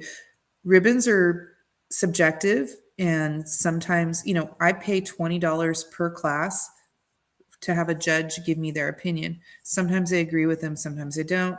I almost always learn something from that judge. I get great feedback and I apply it and I go about my business, right? But I don't ever take something to heart where it just destroys me. And I think it's fun. And then the great thing is that when you show your dog enough, and especially as you move from champion to grand champion, and you have that many eyes and that many hands on this dog, you know what the strengths are, what the weaknesses are. Like, it shouldn't be a mystery. You shouldn't hear something for the first time like, oh, your dog's got weak pasterns, or oh, you've got wry mouth, or whatever. And I do think that showing the dogs, they're not checking the dog for veneers, right? They're checking for bite. And if you don't show, or you've never had somebody show you what that is and why it's important, and if you're breeding dogs without knowing what wry mouth is, like, that's a problem. And that's one of the things that you can learn and be mentored through from people that show dogs. So I think, like, there's a huge positive aspect of finding out, like, about basic conformation and structure, things like that are talked about in the puppy puzzle, for example. If your dog is paddling like this, there's probably something going on in that spine up there where there's an impingement, or maybe the short shoulder girdle isn't allowing for clean forward movement. If your dog and Frenchies, they're not supposed to walk like a tightrope in the back.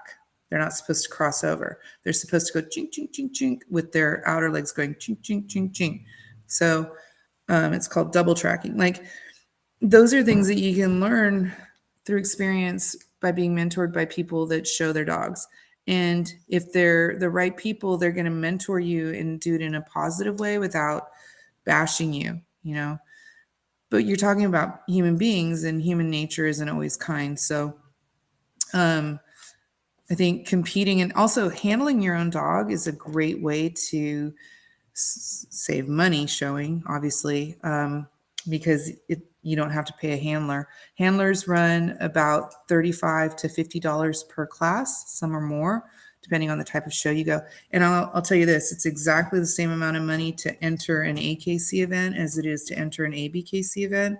The hotels cost the same. The gas costs the same. My dinners cost the same.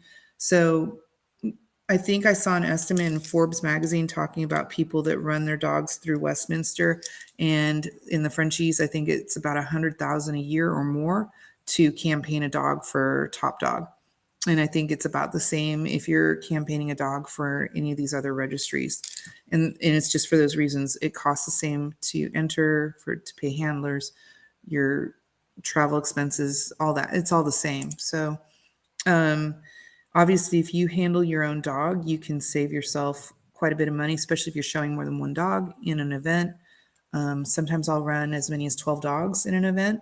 So, and my heart races like crazy the first event. I'm like, not scared. I'm just a little nervous, got the little butterflies. So I'm kind of a hot mess the first show, but afterward, then I'm fine. And by the end of the thing, I'm completely exhausted and burn a lot of calories, and it's all good. So, I don't know. I think that the reason FBDCA has really done this breed a disservice is when they put their foot down on the No Fad Color campaign, and they don't allow dogs of color to be shown, but they took it a step further than that. And it's, if you're associated with a non-breed standard color, you are not allowed to talk to anybody else that's in the FBDCA. They will absolutely, if you look up their code of ethics, that person in FBDCA will get kicked out and held basically on a trial in front of the club, like for having anything to do with a person that's breeding a dog of color. And it could even be your family member. If your family member is doing that, then they'll kick you out for that too. So when you do that, now who's supposed to be mentoring the people breeding these dogs? Because 99% of all French Bulldog registries, the litters are bred by non-breed standard breeders. FBDCA members only breed 1% of all litters each year. So that means 99% of this breed is rogue and unmentored and doesn't have anybody helping them out with what is conformation, what is movement, what is wry mouth. You know, it's, to me, that's the disservice to the breed. They made it about people instead of the dogs, but they use this color thing as justification for why somebody can't benefit from the education. And and they'll say, oh well, we're here to educate you, but that really means like we're here to reform you, we're here to shame you, we're here, you do it our way. And it's like I said, like ABKC's standard for French Bulldogs is identical to the AKC standard for French Bulldogs, except for the color and except for the weight, which the FCI weight is used for ABKC. So they allow up to 30 pounds instead of 28 pounds. And the AKC used to do up to 32 pounds, by the way. I just found that breed standard. Oh, I didn't know that. I know most people don't. Sorry. It's too, like, dogs don't well, Pip might type, but dogs don't care about ribbons. Dogs don't look at social media. All of this is for the humans, really. Yeah. So I just try and keep my ego in check and just have fun. And I made myself a promise when I did this that I was never going to get butt hurt. Didn't I tell you that she knows. Yeah. And there have been times where, everybody loves to win. Winning's fun, right? But I'm laughing. Somehow you have to, I know what you're thinking about. Like sometimes you have to just push yourself through when you're not necessarily having the best of times. It's physical too. It's a sport. It's so draining. Like when we have bad days and our dogs don't listen to us, and it's like, for me, I feel like it's helped me dig really deep into sorry, I'm having technical difficulties. Help me dig into my character as a human and get out of my own way. Right. And really remember who I am. And I mean, the development, I think, as like a human, since I've been competing in dog sports, like I've grown so much. Like I can dig so deep now, you guys. Like Heather's seen it, where I'm like, I am exhausted. I am a single parent. I'm doing this all by myself. I get like There's one more show, one more judge. There's one more judge that's gonna like your dog. Yeah, and you can do it, Natale, and get out there and all the training you've done, and you do this with your son too. And her son is junior handler. Yeah, he's amazing. So fun. Yeah, he's the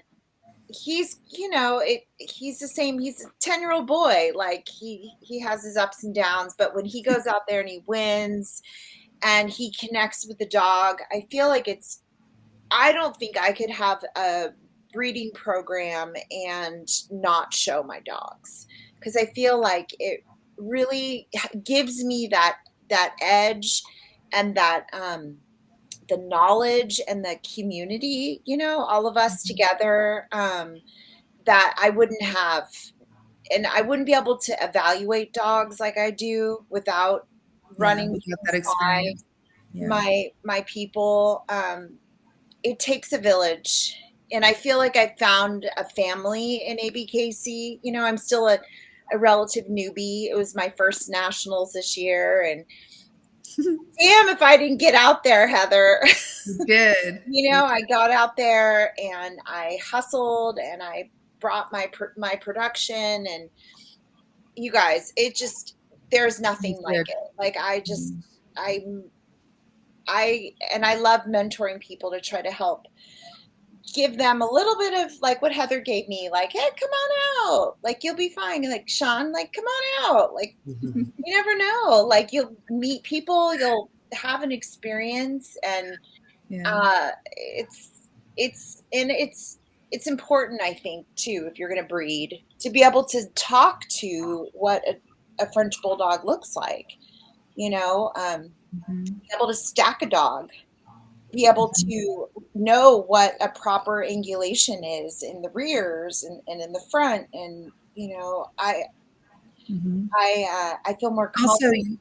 you cannot Photoshop your performance in the ring, right? Yeah. So when I see people that are just doing breeding strictly from social media and a No. picture, I mean, I've had people that show me things on editing software that I didn't even know. Like, first of all, what you can do to a face of a human, where you Uh-huh. can make me look really, really good, Yeah. or look like me, and that's what you can do with these dogs too. And so when I see a photo or even a video, the videos can be edited pretty slickly too. Yes, they Um, can. you know, AI too. I'm always a firm believer in trust but verify, right? And then Mhm. when I see the dogs in person and I see them next to another dog too, it really puts things into perspective. And these are Mhm. all breeder tools, right? And that's what the Yes. show ring was meant to be. It wasn't meant to be about bragging. I mean, bragging rights come along with it, it's a side effect, but it was always meant to be so that you could, as a breeder, use this as a tool to evaluate and compare and also to connect with Mhm. and network with others, and Yeah. so when you're not doing that, you're kind of missing a huge piece of what historically has been part of breeding dogs, and we Yes. do it all very differently now, Yeah. Yeah. I and the that's scams are out there, right? Like, Mhm. if you're scamming people and you're in a registry, you're going to get outed pretty fast, right? So Yeah. I mean, there's like word of mouth and referrals that happen from the relationships you meet from Yeah. showing. I'm So, excited about Fast Cat this year. yeah. I'm starting a new I was training with a bunch, like I told you, Sean, I was training with PSA Sport Dogs last year. We were the only Frenchies in the group, and they were a bunch of amazing breeders and police officers, a lot of very established trainers, and then it was my Frenchies of Glen Ellen, and I learned so much from these people. It was incredible, and I realized that within the dog show, what I get out of dog showing, I could also apply that to other AKC sports and to be able to showcase what my dogs can do. So we start in March at a new kennel club in the area. Yes, That's He's Fast a, Cat. awesome. he had the best time ever. He's the Yeah. best. That's Bucky's litter mate, and he's Yeah. my other favorite dog on the planet. I'm gonna find Pip. Pip has an ugly fast cat face. I love his ugly fast cat face. It's just the ugliest ever. But Because speaking of like, he runs 16 and a half miles per I'm hour. obsessed with that photo. Oh Look wow, at look at that. That's the. awesome. Yeah, wait, there's one that's worse. I feel like it's less expensive too for me to like scratch that dog itch, like the Look at dog that. show. Like I budget a certain amount of money to fly out and do all this per year, but I can do the fast cat.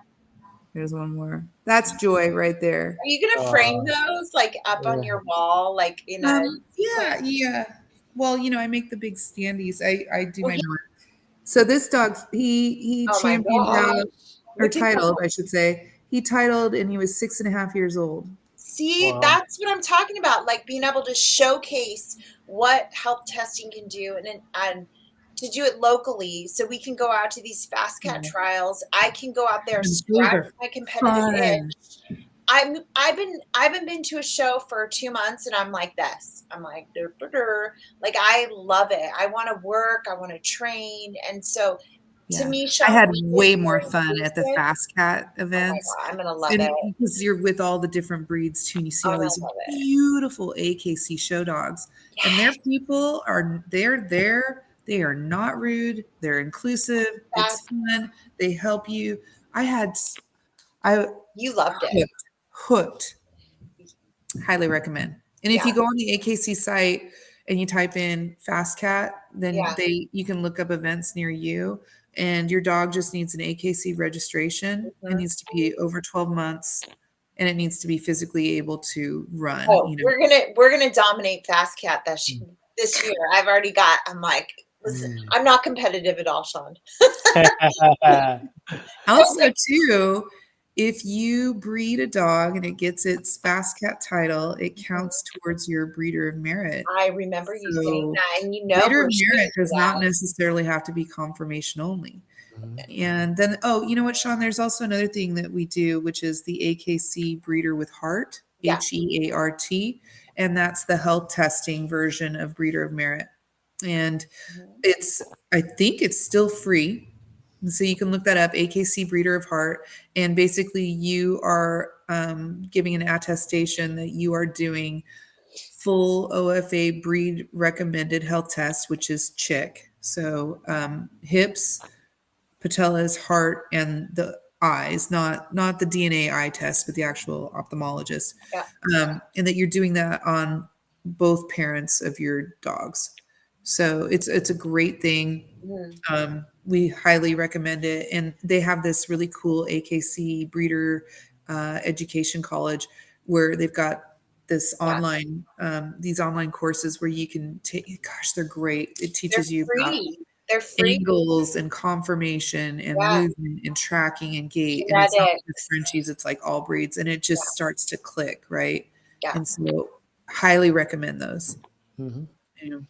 She's crazy. She's got these short little legs. It's Yeah. Benny's granddaughter, or Becky's daughter, and she can, from 4 legs, you guys, jump up in the air and flip and land it. I taught her Oh, that on a queen size bed out in my backyard. I laid it down for the Frenchies, and I take a flirt pole, and I taught her to go boing, flip around and down. oh, that's awesome. So you know that makes you sound crazy, right? I am batshit crazy about my dog. That's funny. And I don't have extra time on my hands to do this. This is time is something I don't have. It's joy. It's so amazing. So much fun. Well, Benny can vertical leap onto the counters. Is that where Bubbles gets it? Is that where Bubbles gets it? Mm-hmm. Backflip Benny.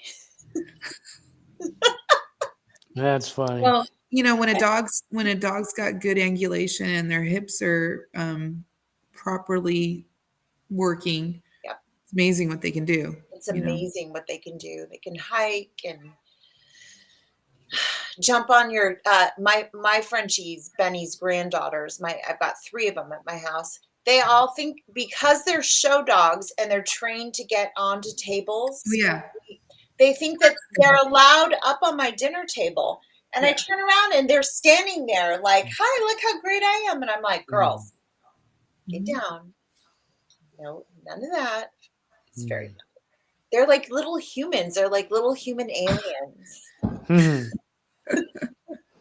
They're fun. I know. So talk about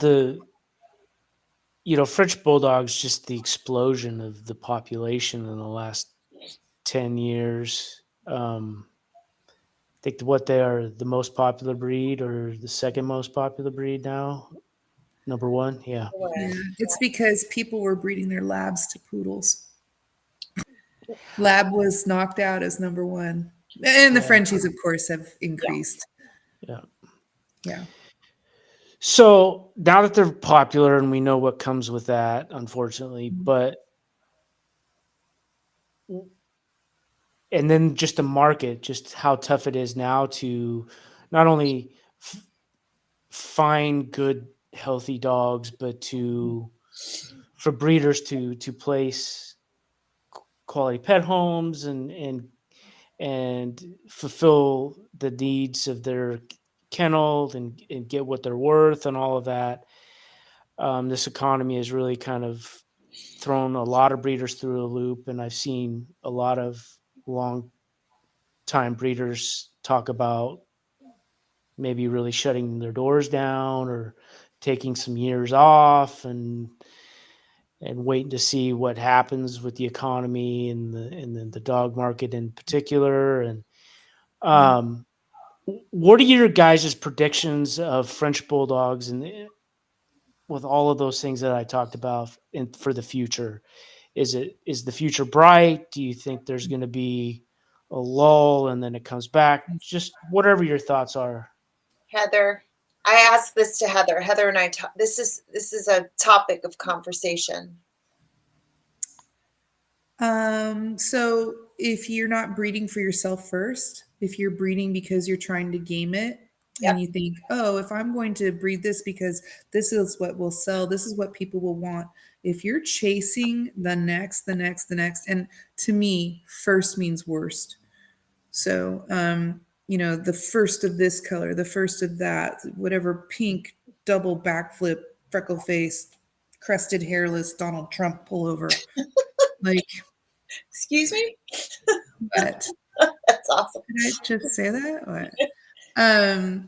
No, I mean, if you're chasing to be first, at some point you're not, first is over, right? So then comes next and next and next. And if you're breeding trying to stay ahead of the curve, you're probably doing it at the expense of the dogs, which it's a whole nother story. But I think that it should be your hobby first, and people that are doing this as a business, there's nothing wrong with making money doing what you love. And there's nothing wrong with making a little money doing your hobby. Like, my goal is to break even, and I'm ecstatic when that happens. And I can actually probably make a lot of money, except for I put it back into the dogs. Yeah. And then I also have this really expensive hobby called showing. So, there it goes. Bye-bye. Later profit. Again, my husband's right there. See, I don't have one of those. So, he would prefer if I didn't lose as much money as I do. So, but so again, like, it just depends on your goals. I think that the people that were using their economic stimulus packages and they were using their unemployment money to buy the COVID dogs, which were outrageously expensive, right? They're like, oh, I could take this $10,000 dog and this $10,000 dog. Oh, DNA color panels. And they haven't looked at Mendel's or like a Punnett square. They haven't seen that. They failed it in biology class when they were in 10th grade anyway, but now they're suddenly experts in color DNA. Yeah. Oh, I'm gonna, dude, that color is so dope, man. So sad. If that's what you're doing, I think you're going to be disappointed because, and I tell people this all the time, when the fluffies were coming out and people were really getting into that, and I actually had a fluffy carrier that I got by accident, and it was actually a Merle too, and I chose not to go this path because I just couldn't deal with the types of people that were coming to me wanting a piece of that. I just didn't feel good about garage breeding and dogs that are stacked on top of each other and then tossed away. I just couldn't do it. But anyway, if the people that were if you had gone to a bank and you said, "Hey, bank, I would like to borrow $60,000 to breed French Bulldogs." Oh, by the way, they're really, really hard to whelp. They might die. They're going to get they probably will. It's like, if you aren't, I mean, if you think you're going to breed them just like a Labrador, they're probably going to not all make it. I'm being kind. Yes, you are. Being very restrained. But anyway, if you asked for a loan to invest in this business model, the banks would say, yeah, no, right? Bad idea. But people did it, and they were taking out, equity lines on their houses or putting it on their credit cards, and they get these dogs. They're like, dude, bro, it's gonna work, and it doesn't. So you get a stud fee, and you pay $30,000 for some fluffy carrier or something, and it comes in from the UK, and the semen's dead, and maybe they were overbreeding the dog and they decided they were just going to put some milk in there to make it look cloudy. Just all kinds of stuff I've heard. That happens. It does happen, yeah. So anyway, then by the way, there's no guarantee. You don't get a free rebreed. And they ghost you and all this stuff. And like people lost money on it, right? These were really bad decision pants that they were putting on. I said it. Bad idea. So I don't necessarily have a lot of empathy for the people that say that they're going to be getting out of it.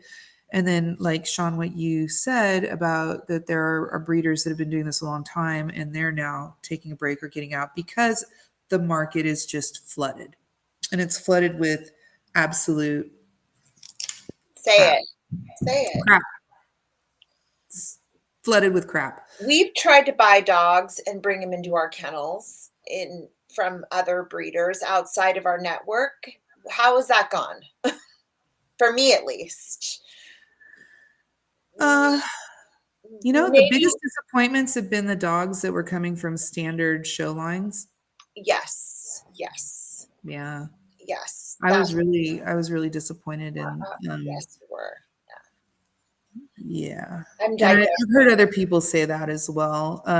But I don't really go outside of my the dogs that I'm working with, the people are doing their due diligence and they're doing the health testing and they're also showing. And so there's a little normalcy that kind of comes in there and a predictability, but I'm also not going into these. I don't chase the fads, and and this is I like a cute fluffy sometimes. And I like a Merle sometimes, but you like mine. I like yours. Yeah. I saw it at a show. I was there behind it going, look at that dog's hind end. Wow. But I tell people all the time, like, I like my Frenchies to look like, I like my Frenchies to look like Dwayne Johnson, The Rock. I want them to be sleek. I want to be able to see their muscles and their veins. Yeah. I want them to be shiny. Like if you were to put a toupee on The Rock, I don't want fluffy Rock. I want my Dwayne Johnson, right? If I wanted man pelt on my Frenchie. Come here. Say hi to Auntie Heather. Hi. He used to have a lot more hair. But like if I wanted a fluffy dog, I might as well just get Austin Powers on a Frenchie, or I don't know. Anyway, but that's just my own preference, right? So some people have really, really nice fluffies and some people have really, really nice Merles. They're just not what I typically like for myself. So right. What I'm breeding and the kind of the path that we're doing, I like the naturally occurring original French Bulldog colors. Mm-hmm. And I like standard colored dogs just as much as I like non-breed standard colored dogs. To me, we like bone and booty and big heads and expression and they have to move and they have to be able to breathe. And like if you have to do surgery on your dog to have them be able to stay alive to breathe, like you shouldn't be breeding that dog, right? It should be that should be a stop, a hard stop right there. That's why trachea evals are, to me, such an important component to a nair. Yeah, we do them even though they're not recommended. I mean, they're recommended, but they're not required. I want to know, breathing isn't just the nairs. It's not, how there's seven different places in the Frenchie skull where it can go wrong. Yeah, it's just. So trachea, larynx, nasopharynx. Let's see, your inner and outer nair. There's something else in the sinus. I don't know. There was 7 of them. Is the palate part of the? Yes, soft palate. Yeah. The soft palate. Yeah. And you can only do surgery on 2 of those areas. So there's still 5 different ways it can all go wrong. And snout length doesn't necessarily dictate the breathing, the ability to breathe of a dog. Near the tightness of the nair. Yeah, I mean, Yeah. Yeah. Jane Ladlow, Cambridge. She has great information. RFG Boas. It's good stuff. It's good stuff. You got some good stuff on breeding. Yeah. Yeah, I just when I breed, I'm always breeding for myself first in my program, and I like to think we're in a I don't want to say a bubble, but like we are a specialty, and I want the specialty group to get bigger to include all breeders, and that is a healthy French bulldog. I mean, it's not a guarantee that your dog's it's Oh, there's their no guarantees. Mother Nature's cruel. mother. We I offered like a year-long health guarantee for my dogs to be free of genetic illness, but SHIT happens too, but I will always be there for my puppy buyers to help navigate things. But we can do whatever we can do our due diligence to rule out anything like that. At least you You know what I'm saying. you teed it up for success, right? Yes, yeah.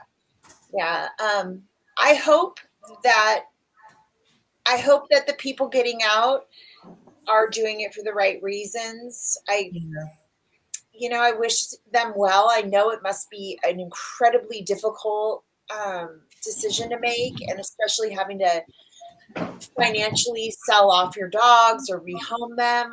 My heart goes out to those people. My heart does not go out to the people breeding purely for profit and for hype and for ego, and I do not wish them well. I hear the stories from good people who have spent exorbitant amounts of monies on dogs and then have them, basically break down after a year, or the breeders ghost. I mean, all the horror stories. So bye-bye. It's the tide is turning. We have to protect this breed, and we can only do that by helping the breeders succeed too.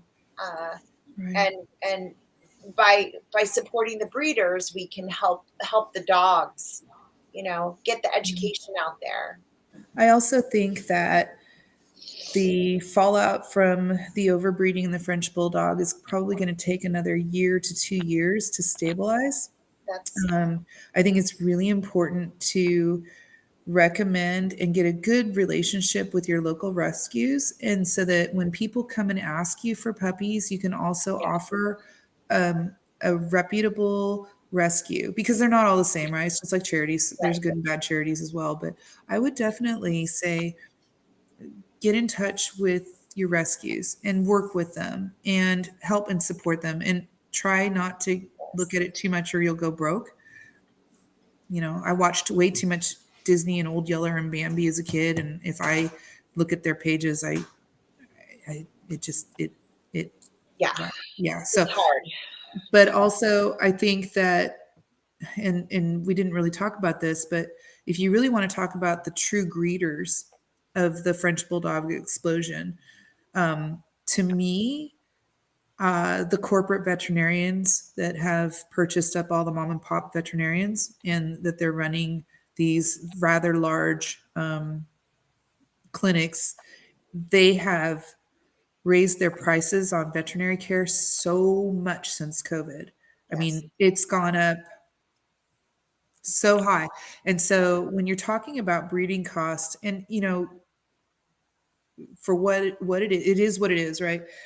The majority of French Bulldogs and English Bulldogs, of course, are born C-section. So when the price of the C-sections has gone up so high, what a lot of unscrupulous breeders, so sad, you hear about it all the time. They're doing C-sections on kitchen tables. I can't. I know. I can't. Yeah. Well, I can't.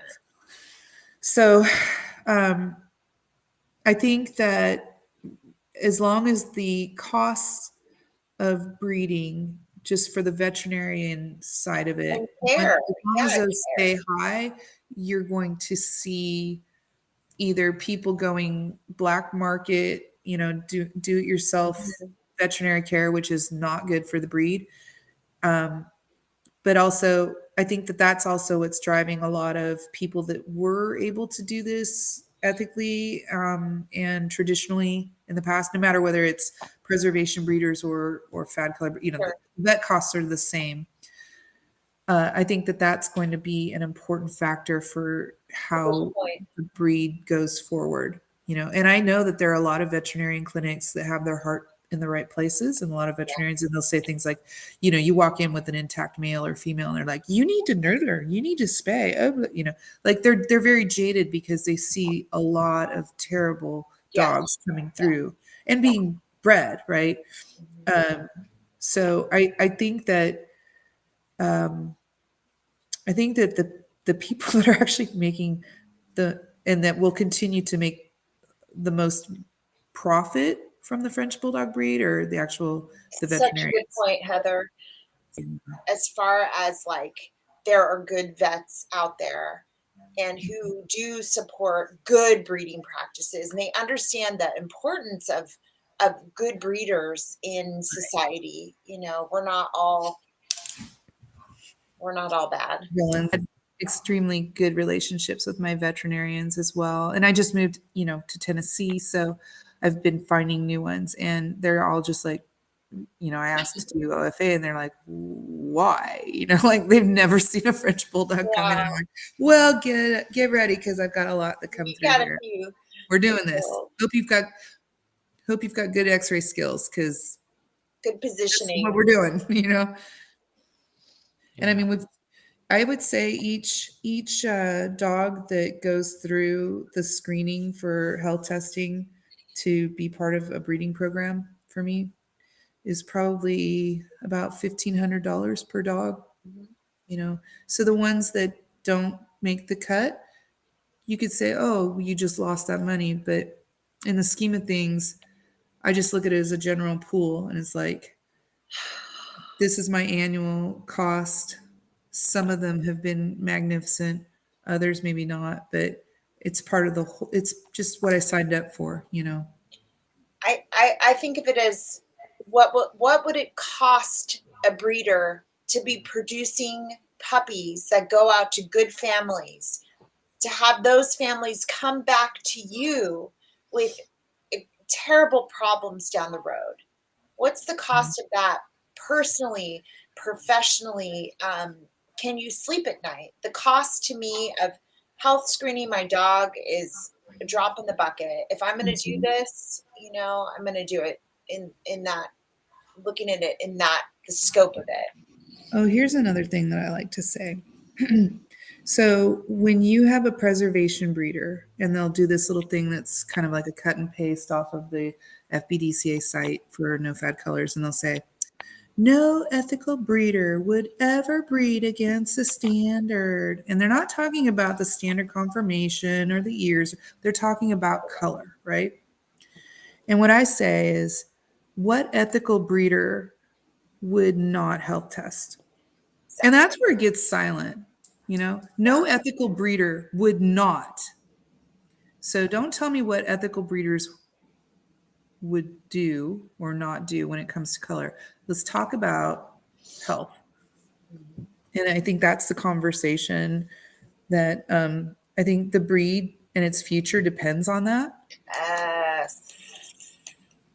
Ethics that you should have when you are breeding what I call these dogs boutique breeds. They become boutique breeds.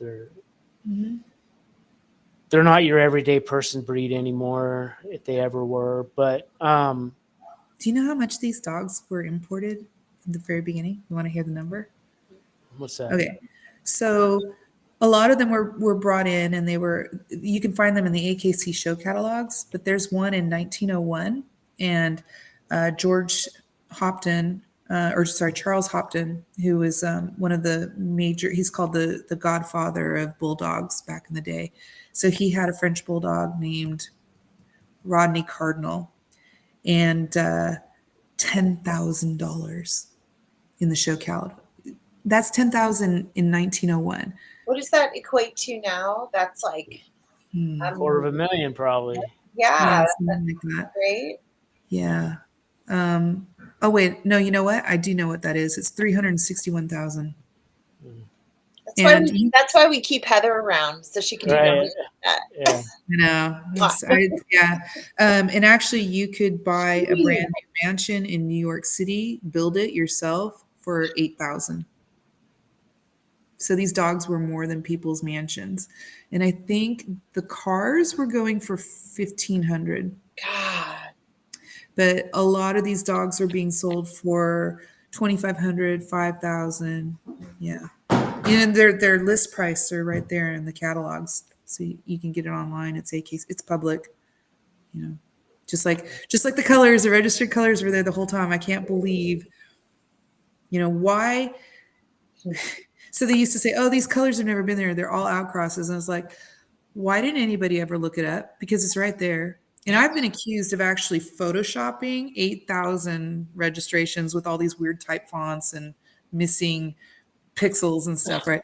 Like, so, I guess I had time to find 8,000 of these things and Photoshop all of them to create non-breed standard colors. And it's like, or you could, I don't know, either go to the Library of Congress and look it up yourself, lazy ass, because I gave you the link.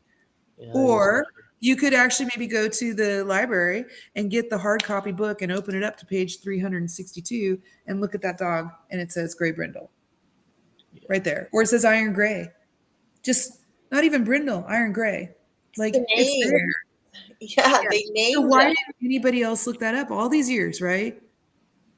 Because they were bullied. This is scary. Like these people. They were told. The narrative they've been told by the parent club is these are outcrosses. These are mutts. No, they're not.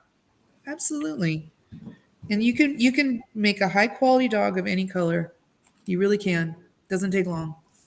And you can control the colors that you want to express if you do the DNA testing on them. And I will tell you this, there's two kinds of DNA color breeders.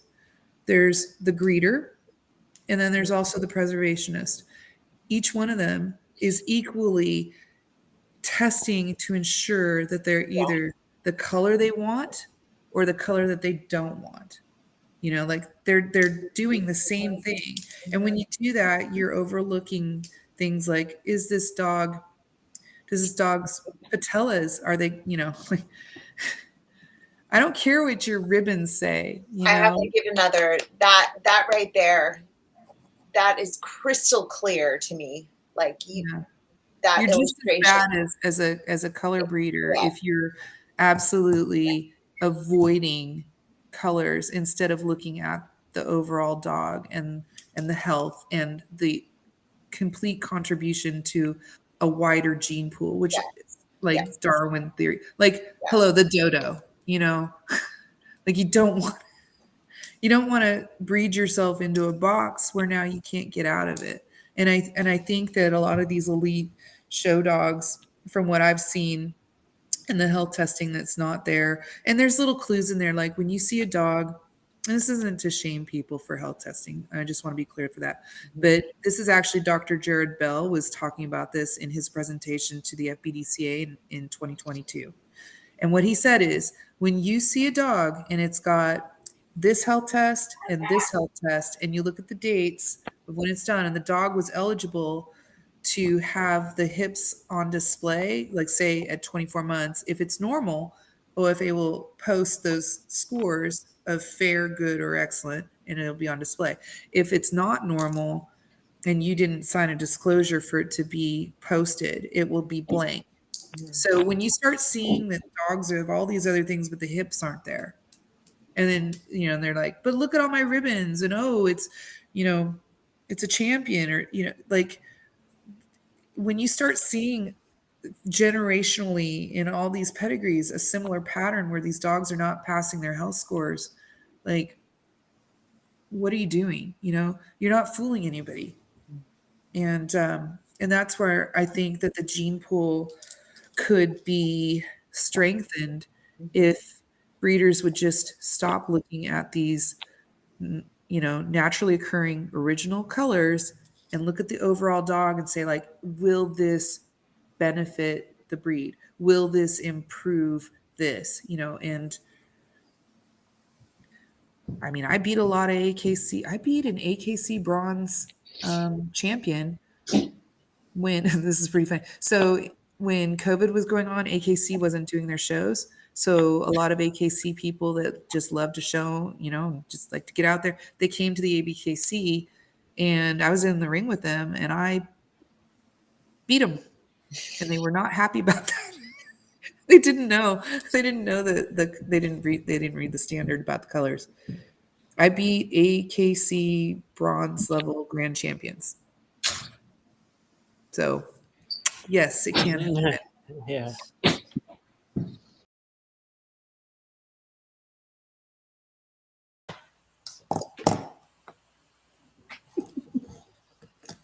This is Pip, what are you thinking now? What does he think? well, he's like on Family Guy, baby Stewie. He's in his jammies, looks all cute, but he's chain smoking, calls his mom Lois, and he's like world domination. That's, International fan of he's being history. nice here, but Sean, if you ever see me in a show, you'll understand. That he's a terrorizer, huh? Oh, he is. He always wins. He's Fight Club. Wait, can I flip this around so you can see the babies? They're doing Fight Club right now. I don't even know how to. Here, I'll just grab one. Come here. Come here, you little nubby. Oh my goodness gracious. Who's that? Look at that. So cute. Is this the boy? Look at him. Oh Wow. my gosh. Hello. I love head. The heads. I always look at the heads first. I know it's more to the breed, but Well, it's Does that the have- head breed is what they say. Yeah. And unfortunately, they forget the whole rest of the dog that needs to be there too, but You want to say hi, Matt? There's my junior handler. he's so little. There's All whopping 20 pounds of him. this guy's You gonna wanna be do it? tiny. Okay. Heather, look how small he is. Oh my You see how- gosh. I love that. Look at him. His brindle is so Wow. pretty. Look at the hind Isn't end. he gorgeous? He did Hey, not you- skip leg day. Awesome. Look at the little booty. Oh, sorry. Yeah. He's got a perfect tail. Oh, I'm sorry. I love this little boy. Heather, I want to keep them all. Mm. You're a hoarder. Am I? Have I reached hoarding status? I had to reform. I like to get rid of them when they're older. I like it when they're like 4 months old. I'm like, okay. Yeah. Benny got into a highlighter. I have an all white dog, and he got into a green highlighter and it exploded, and there's highlighter on all the dogs now. Oh no. What? Yeah, you can't see. It's on his head. Can't see it. Hi, Ben. Hi, Benny. I love you.